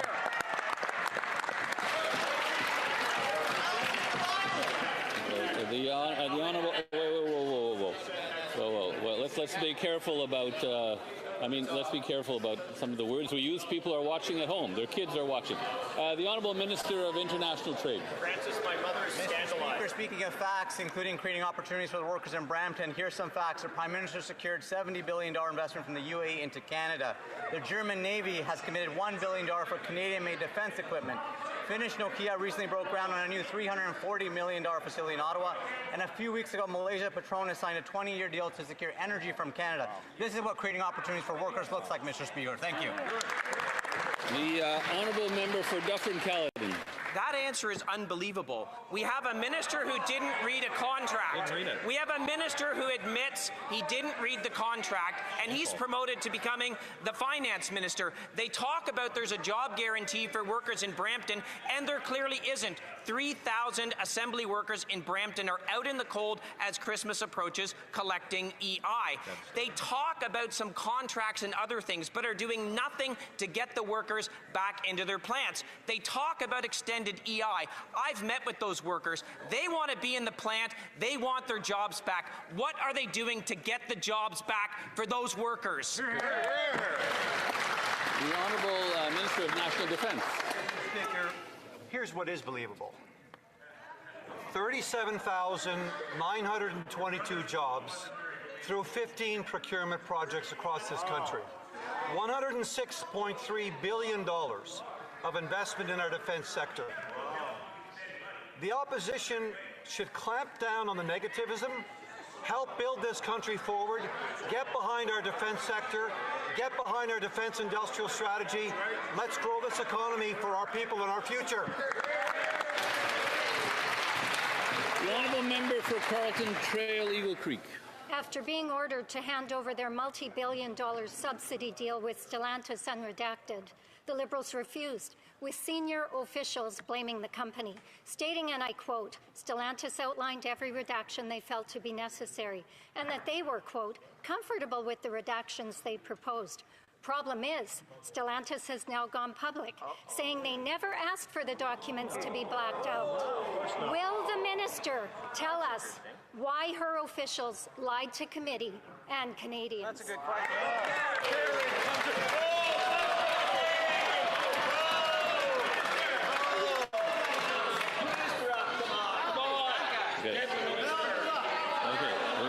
We're not quite ready yet. We're not quite ready yet. Okay. The minister is very popular. The Secretary of State for Rural Development. Thank you very much, Mr. Speaker. Once again, they're calling down Canada. They're calling down Saskatchewan. And as the leader of the opposition, opposition pontificates from the comfort of Stornoway, Mr. Speaker, our leader, the Prime Minister of Canada, is busy fighting for every inch of trade opportunity in this changing world. The men on this side, men and women on this side of the House, are helping win that fight, and Canada is going to continue that fight with or without the opposition. Clee is such a clown.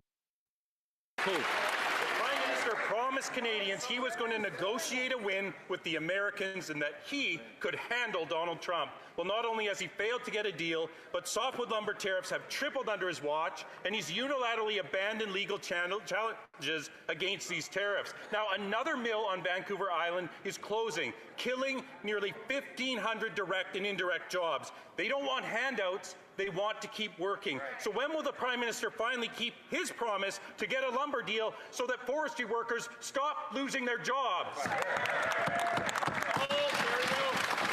The Honourable Minister of Natural Resources. Come on. He's good. Mr. Speaker, as we said, we're in a trade war. It's hurting the people of Crofton. It's hurting the entire forestry industry. That's why we were on the phone talking with the company about how to retool the factory. Mr. Speaker, that's why we were on the phone with the Minister of Forestry in BC looking at fiber solutions. They complain, we do the work. We're standing with the forestry sector. The Honourable Member for North Island, Powell River. Devastated, gutted, heartbroken. Just three of the emotions I felt after learning 375 Canadians would be losing their jobs with the closing of the Crofton Mill. These are Canadians with mortgage payments, with young families, Canadians who were already struggling with the rising cost of living before receiving this terrible news. This government promised to support our workers and secure market access for our goods. Instead, lumber tariffs have tripled and thousands of Canadians have lost their jobs. If their so-called plan is really working, can they guarantee that no more mills in Canada will close as a result? The Honourable Secretary of State for Seniors. Mr. Speaker, that Conservative member needs to take several seats. On my riding of Vancouver Island, I can tell you that they know we are supporting the softwood lumber industry, whereas their plan is to, quote, get out of the way, to, quote, do nothing. Our government is investing in...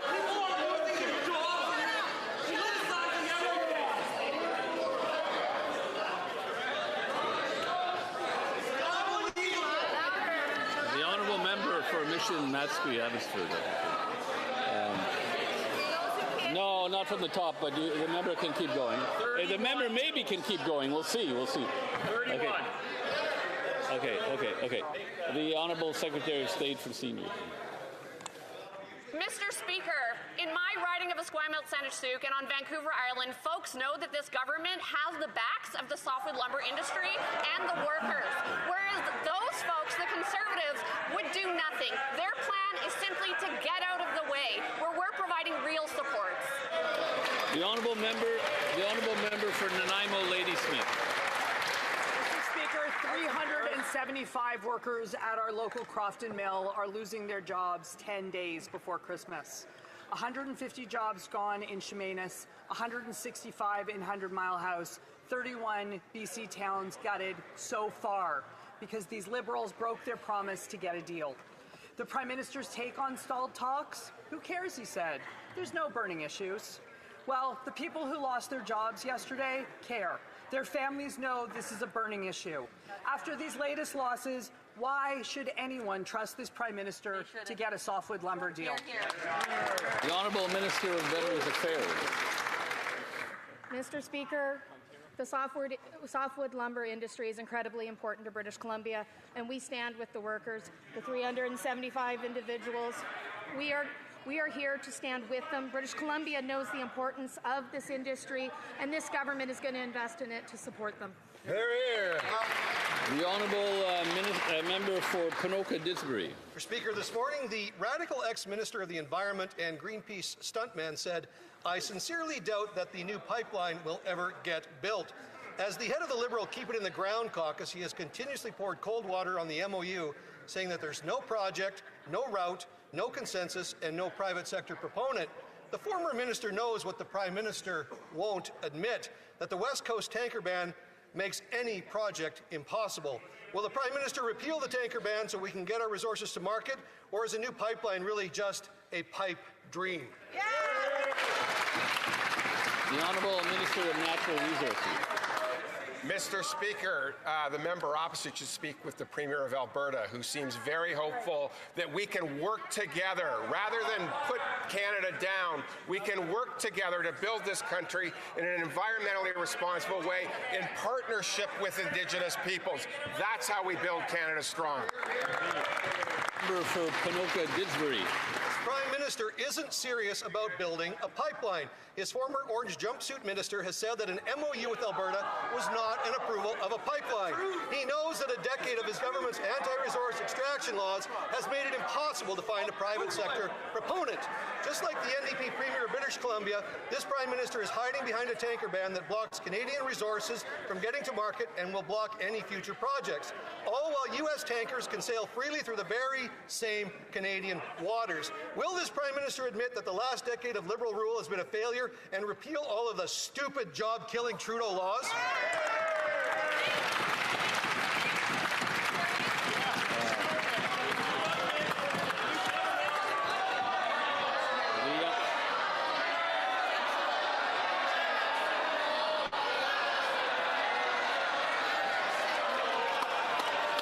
Playing again because the ministers refused to stand up and answer questions for themselves.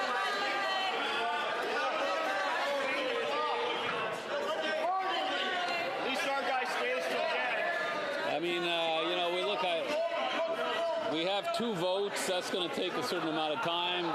I think most members want to end the question period in a timely manner. The Honourable Government House Leader. Thank you, Mr. Speaker. To listen to these members of Parliament from Alberta is to get a taste of real dejection, Mr. Speaker. Right. Real dejection that what? A Prime Minister of Canada and a Premier of Alberta put their signatures to a solemn document that does what? That creates major possibilities in renewable power, in electric generation, in carbon sequestration, Mr. Speaker, in resource development, in making Canada a renewable and conventional energy superpower. Those guys are pretty disappointed about that, Mr. Speaker. The Honourable Member for Edmonton Northwest. The Prime Minister disrespected chiefs by shutting them out of the MOU consultations and discussions with Alberta. The Prime Minister talked down to First Nation chiefs yesterday at AFN about not breaking trust for 20 minutes, but then he completely ignored all questions from Alberta First Nations. The Prime Minister is breaking trust with First Nations, he's breaking trust with investors, he's breaking trust with Albertans, British Columbians, his caucus and his own cabinet on whether he'll build a pipeline or not. Will he show real leadership by committing to a pipeline today or continue to just divide Canadians? Yeah, way to go, Bill! The Honourable Parliamentary Secretary to the Minister for Crown Indigenous Relations. Mr. Speaker, our government continues to respect and acknowledge the important work that they're doing as First Nations leaders across this country. Our ministers have been busy all week listening to rights holders, going to the meetings. I myself, as a former First Nations National Youth Council member and a former regional chief, know the important work that goes into the development of resolutions, all of the different debates that they have. Our government is listening, and we look forward to building our country together with First Nations.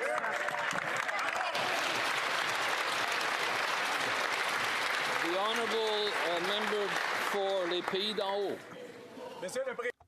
Mr. Speaker, Canada and especially Quebec have a world-leading aerospace industry. We are currently building the strongest economy in the G7, and our aerospace sector, which in Quebec alone generates $15 billion in GDP with more than 40,000 jobs, will play a huge role in that. The Budget Implementation Act contains important measures to protect our aerospace sector. Quebecers want to see those measures come in. Can the Minister of Finance remind those who are blocking the budget implementation how they are hurting the Quebec aerospace sector? The Honourable Minister of Finance. Mr. Speaker, indeed, in Budget 2025, there is a lot of good news. Our budget sends a clear message that the aerospace sector is a strategic asset for Canada. Canada is one of the few countries in the world that has a flourishing aerospace sector, thanks to the talent and expertise and know-how of our workers. In Budget 2025, we are making generational investments in defense to support the aerospace industry. But what's really shocking is that the Bloc Québécois is going to vote against Quebec's interests in the budget, and that's really a crying shame. Yesterday, when responding to questions about the Parliamentary Budget Officer's report on housing, the Prime Minister lectured Canadians, saying, "You don't know numbers." And then the Housing Minister said the Parliamentary Budget Officer was just wrong on his. Well, let me give him the numbers again. Can they solve for this equation? The Prime Minister promised 500,000 new homes a year. His housing bureaucracy will deliver only 5,200 homes per year. That's 99% less than promised. So can the Minister tell us, where will the rest of the houses come from? The Honourable Minister of Housing and Infrastructure. Thank you, Mr. Speaker. The PBO report assumes that none of the current affordable housing programs continue. And that's what will happen if the Conservative Party is in government. They have never delivered on affordable housing before, Mr. Speaker, and they never will again. Mr. Speaker, we are already working with provincial ministers, territorial ministers to put together the next generation of national housing strategy. It's a Team Canada approach. We are doing the work to renew our investment in affordable housing, something the Conservatives will never do. The Honourable Member for York-Durham. If bureaucracies built homes after 10 years, we'd all be living in a penthouse like the Minister.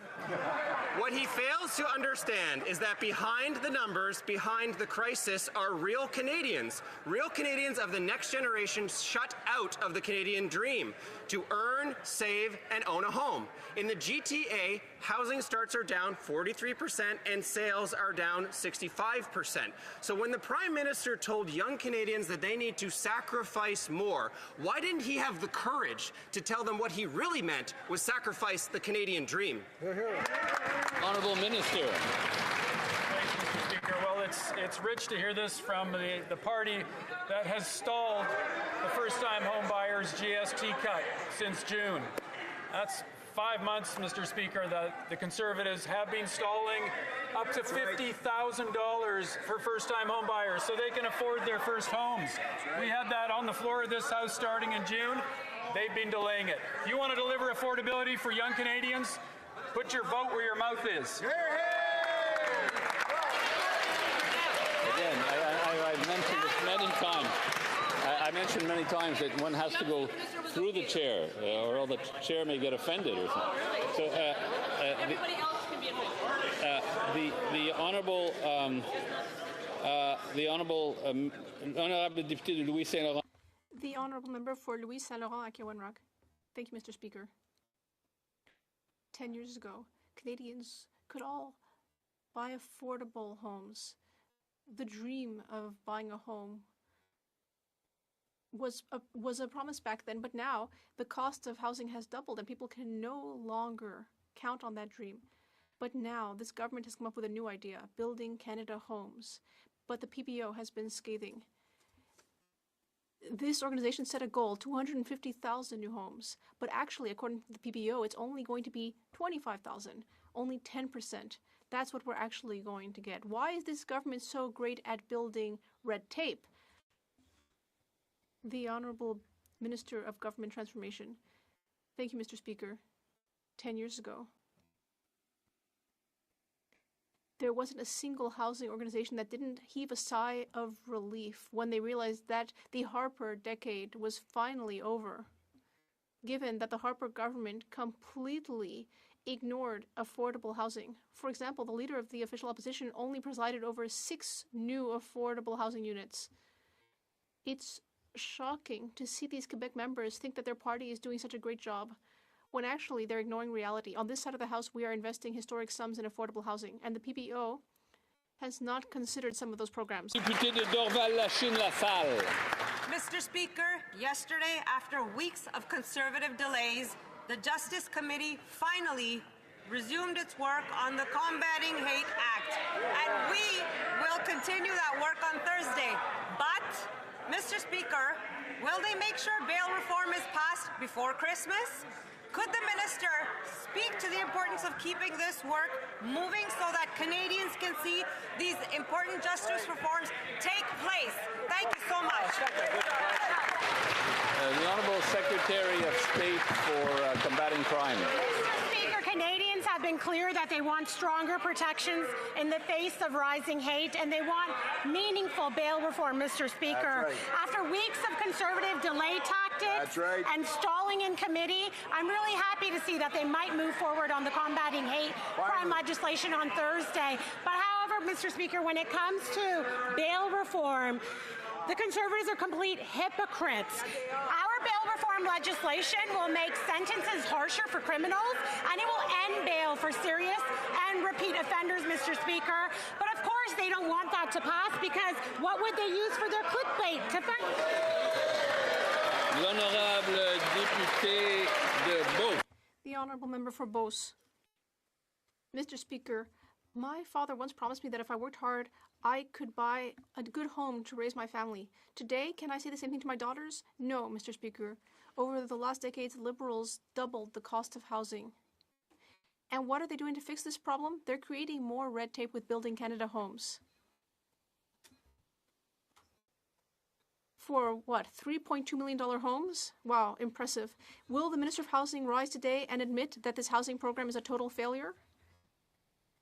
The Honourable Minister of Government Transformation. Thank you, Mr. Speaker. What is really a total failure is the Conservatives who voted against a budget with historic investments in housing. With a tax cut for 22 million Canadians, with a decrease on taxes on homes for first-time homebuyers. That's the real failure. Thank you, Mr. Speaker. Member for Vancouver Kingsway. Mr. Speaker, this Liberal government is telling Canadians to sacrifice during a jobs crisis. They have no money to sign pharmacare agreements or meet their housing promises. But today, we find out they gave $400 million to Algoma Steel when they knew they were cutting 1,000 jobs. And they gave $100 million more than they admitted to Stellantis, who cut 3,000 jobs. Why did the Liberals give $500 million to companies that just eliminated 4,000 Canadian jobs? The Honourable Minister of Jobs and Family. While the member opposite talks about affordability for Canadians, I would just want to remind this House that it's the International Day of Persons with Disabilities, and we do have members here in Ottawa today that work so hard to make sure that people with disabilities have full opportunities to participate in the workforce, Mr. Speaker, something we should all take seriously. And that member voted against that very fund that supports that work, Mr. Speaker. He also voted against the Canada Disability Benefit, Mr. Speaker. People should be putting their money where their mouth is and standing up for Canadians who just want a fair shot to participate. And that, ça met fin à la période des questions. This concludes question period. The Honourable Member from Winnipeg North. On a point of order? On a point of order, Mr. Speaker, and I would like to cite House of Commons Procedures and Practice, 4th edition, it's not a debate, Mr. Speaker, and I would ask that you turn to page 525. It's a point of order. The point of order is, and then he can cite, yeah. Yeah.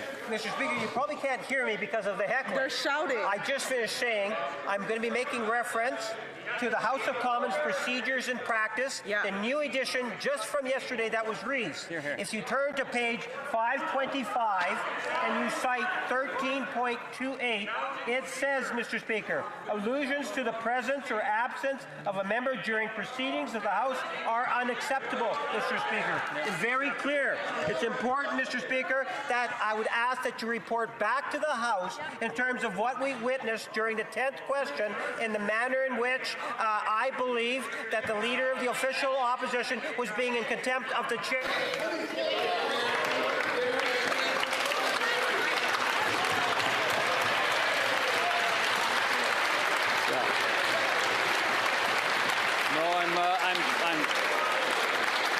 I'm familiar with that rule, and in fact, it cost a member a question today. But I'll look into the question. It's the 10th question you said it was. I'll look into that and get back to the House if necessary. Great job, Kevin.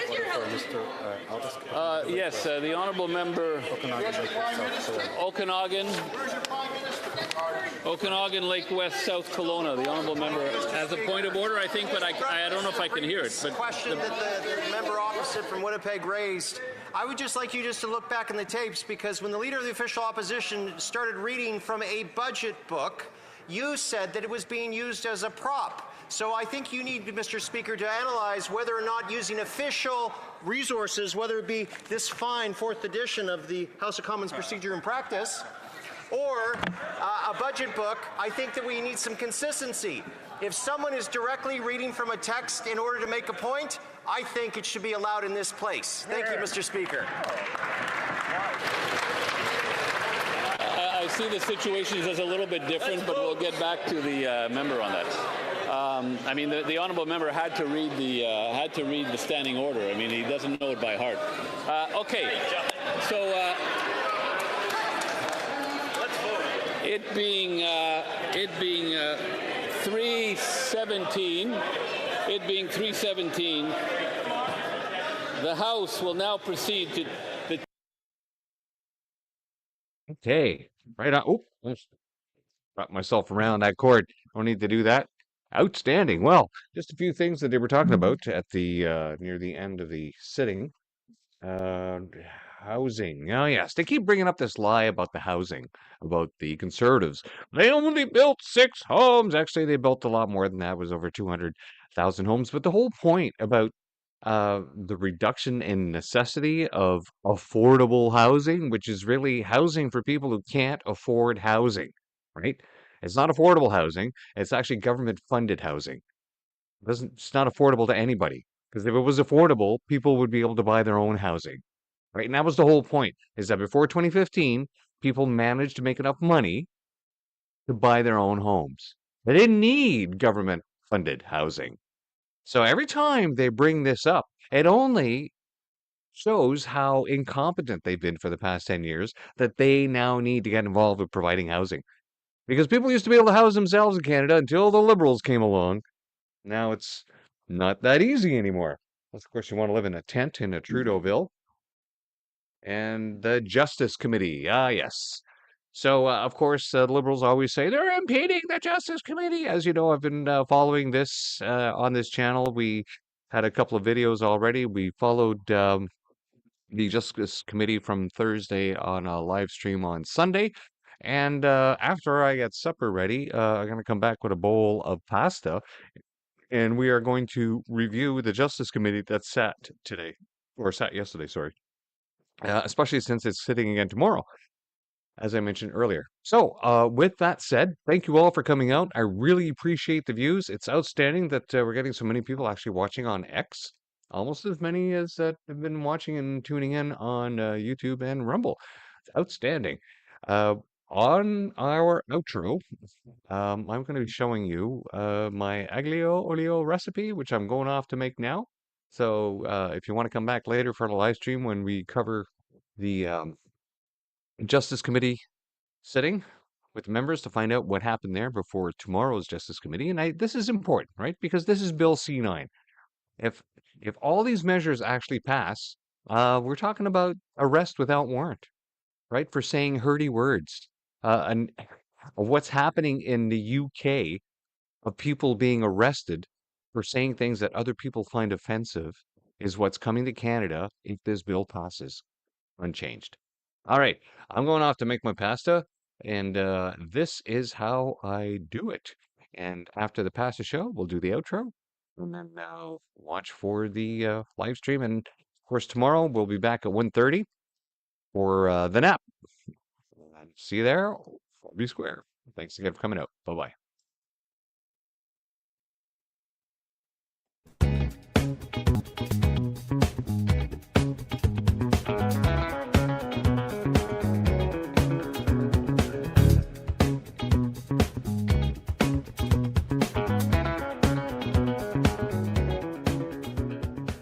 Welcome to Occam's Razor. Gardening, cooking, and canning. Today, we are going to be making aglio olio. It's one of my favorite dishes to make. I have it at least once a week, sometimes twice a week. It's so easy and packed with very healthy carbs and protein, and as we'd also like to call it, Russian penicillin, which is, Michael Savage calls that garlic. So, we're looking at the ingredients that we need. This is basically, you can cook any kind of pasta with this. The trick is to undercook your pasta and then finish it in the pan. So I'm going to be having some spaghetti noodles. I've made this with all kinds of different pasta. Now these spaghetti noodles are rated at cooking for 10 minutes, so I'm just going to cook them for 9 minutes. And right next to that, you can see some basil. I just have a little herb pot going, and I have some nice fresh basil. You can use dry basil as well. Fresh basil is better. That's the way I like it. I like to cut up some fresh basil on my dish once it's all done. And so when you go to boil your pasta, the trick is to use a goodly amount of salt. And for me, a goodly amount of salt is filling up your palm of your hand. And what this does is it imparts a really good flavor to your pasta. It gives it all the salt that you need, flavor-wise. Any additional salt you're going to get probably from the olives, or maybe from the olive oil itself. You're going to need a dash of pepper flakes, if you like that. I say a quarter teaspoon. You will adjust the flavor that you like. Olive oil, you're going to need some olive oil. Probably about a quarter cup or more to go in the water, the boiling water for your pasta, and a tablespoon or more for your pan to cook up your garlic. You're going to need your garlic. I like garlic. I love garlic. I've been eating a lot of garlic my entire life. So I'm going to cut up maybe a handful, maybe half this glove. That's how much I like garlic. You'll need some hard Parmesan. There is no substitute for hard Parmesan whatsoever.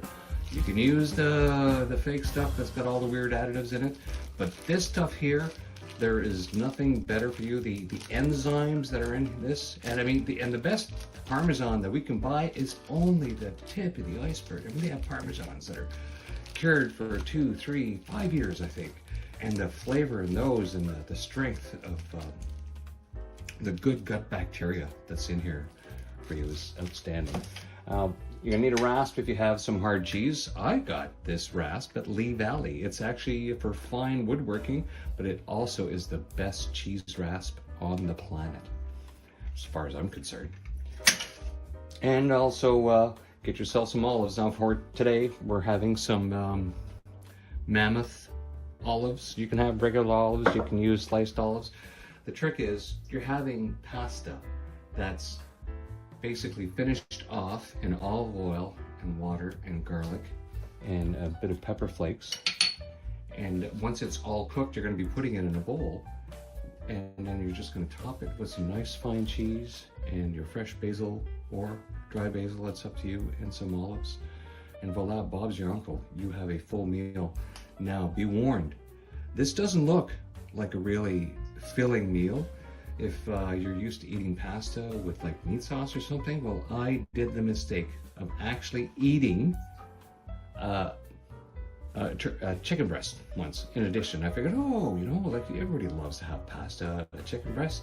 What a mistake. I've never been so gut full since I ever, like, I stopped overeating decades ago, but that's what it felt like.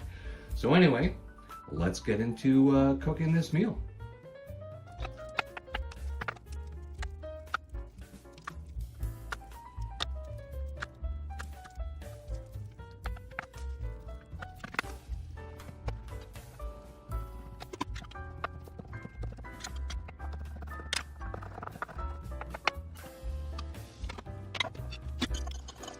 Once your water is boiling, I add about a quarter cup of olive oil,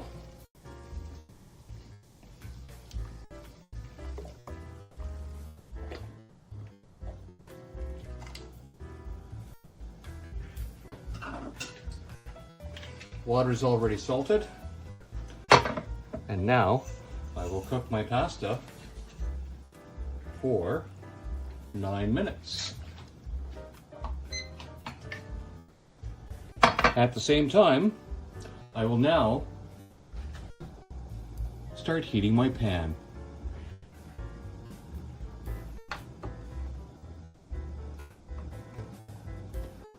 I'm gonna put my pan to medium-high heat. Let that heat up. All right, it's coming up on about 3 minutes of heating the pan up with the water boiling the pasta. And I'm going to give myself a couple of tablespoons of olive oil for the garlic. And I'm just going to toss my garlic in. Just going to do a quick little stir in the water here. Perfect. Sorry, my camera seems to be going a little crazy at the moment. There we go. Let's hope I didn't lose any of that. All right. Now let's start adding some water.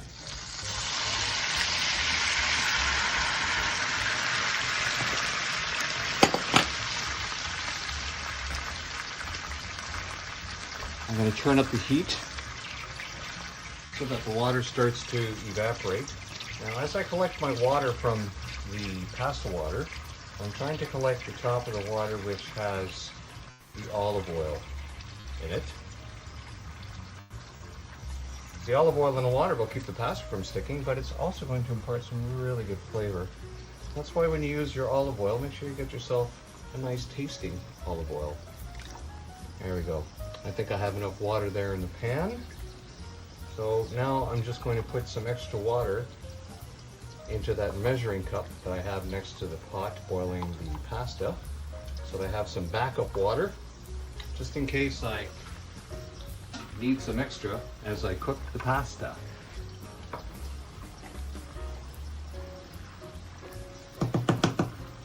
right.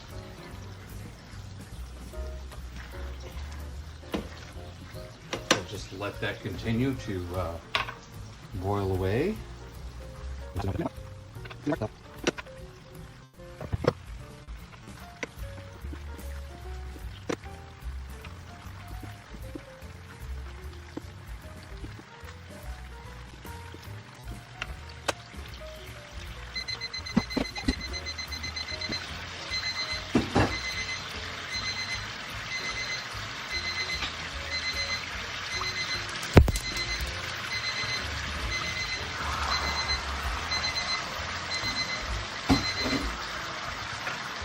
So now the pasta is cooked, or undercooked, in the water, and we're just going to finish it in the pan. So I'm going to set the timer for a minute. Typically this pasta takes 10 minutes to cook al dente, and I cooked it for 9 minutes. Now, as you can see, I seem to have boiled down some of the water. I'm just going to add a little more, just to make sure that we have enough to finish cooking the pasta.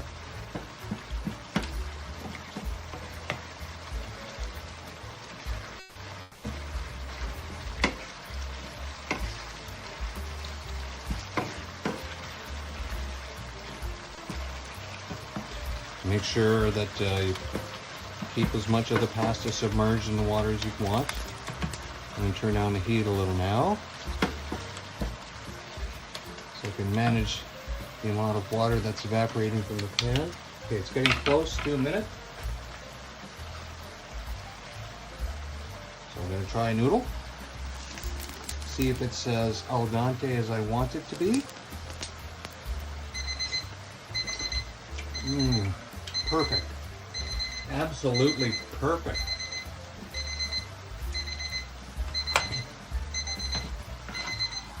So all we do is throw it in the pan. Now, if you have too much liquid left over, don't worry about it, because the pasta will just absorb it. And then to finish your pasta, just put on whatever you like. Now, I have mine with some olives. You know, it's being made with olive oil, so it will complement itself. And then I'm just going to throw some of these leaves I just picked off my plant. Fresh basil. Doesn't get any fresher than this. Oh, no.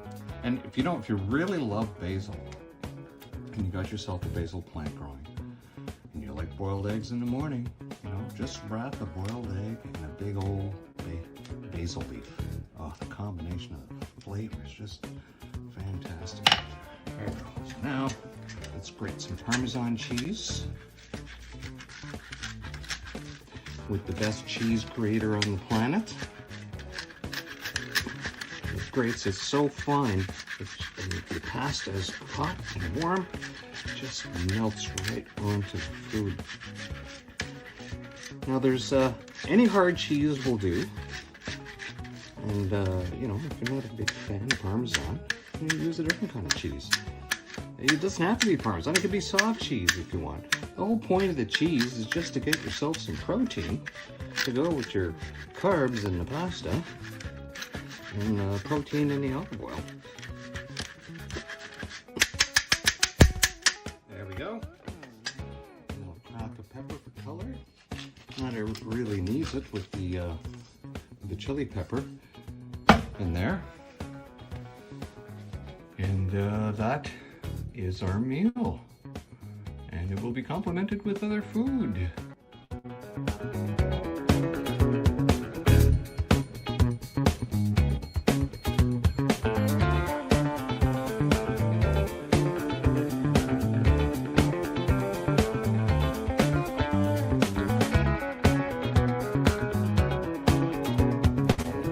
And here we have our aglio olio, along with some homemade bread to sop up the juices in the bowl, and with that a pickle tray of homemade dill pickles and some bread and butterish type zucchini corrugated pickles and some Hungarian spicy zucchini pickles, and with that of course a glass of cold clove tea and a glass of water with a teaspoon of bay leaf water to help digest it all. Very delicious, very healthy. Bon appetit. Indictment when they don't even let the immigration minister answer a question about immigration. And global talent. Why does that member and her party keep obstructing every single time? Get on board!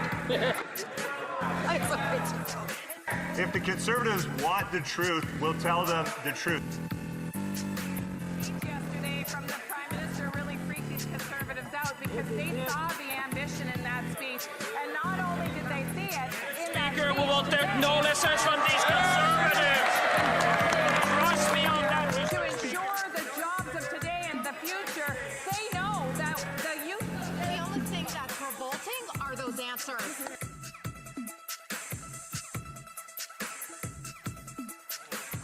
It is too bad that minister didn't write the Prime Minister's speech yesterday, because it wouldn't have bored and depressed to tears all of those poor students stuck in that room.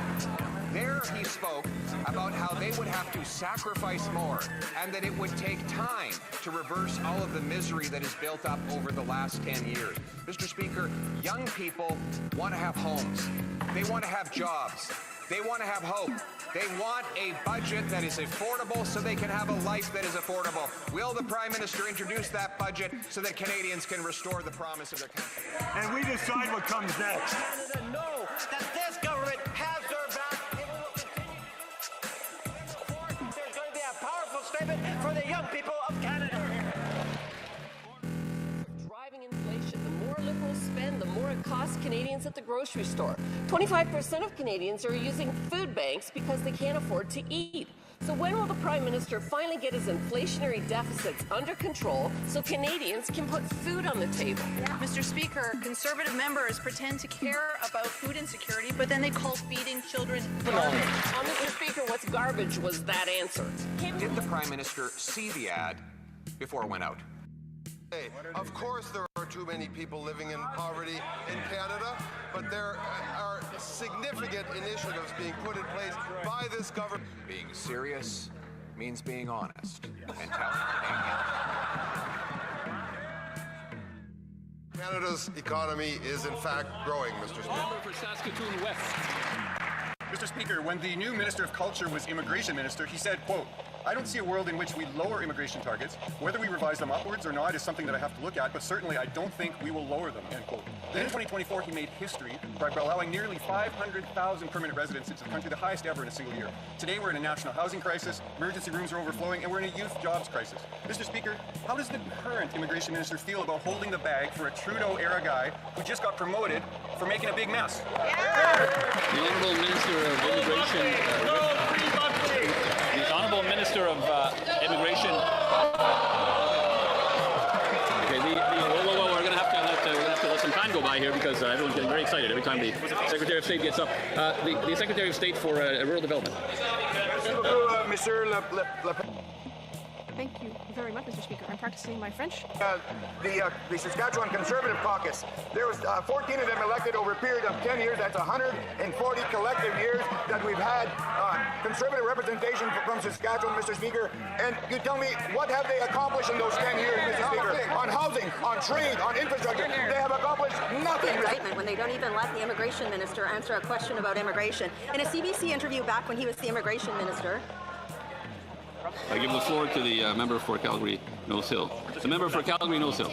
in a CBC interview back when he was immigration minister, the new minister dismissed Premier's pleas for a flood of liberal-enabled fraudulent, saying, "I think what they, the premiers, are advancing is a complete of bleakity." He oversaw billions of dollars going to house bogus asylum claimants while emergency room overflowed. So my question is this: if that failed immigration minister can get a promotion, does this mean that the current prime minister will promote the current one too?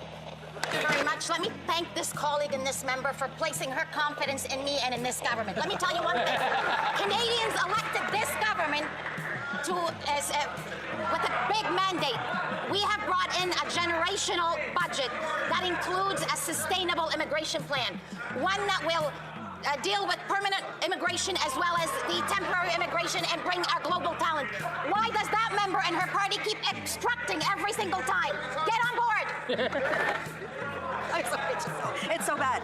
Okay, in all seriousness, in 2022, a Jamaican national was convicted in the United States of an aggravated felony of sexual abuse of a minor. But in 2023, the Liberals welcomed him to Canada. Worse, they allowed him to claim asylum. And today, that child sexual abuser is still in Canada. The Liberals voted against Conservative measures to prevent non-citizen child sexual abusers from entering Canada, abusing our immigration system, and avoiding deportation. Why are they protecting non-citizen child sexual abusers? Why didn't they support our policies? Mr. Speaker, Canada has a robust system of inadmissibility that ensures that those who were not eligible to be in here will be removed, Mr. Speaker. This year we are on target to remove over 20,000 people who are ineligible to be here, including those with criminal offenses. But let me be very clear, Mr. Speaker, the party opposite, the sanctimony that they put forward on issues of public safety needs to be checked when they oppose the very tools that public safety officers need to do their job effectively, Mr. Speaker. The honourable member for Labrador.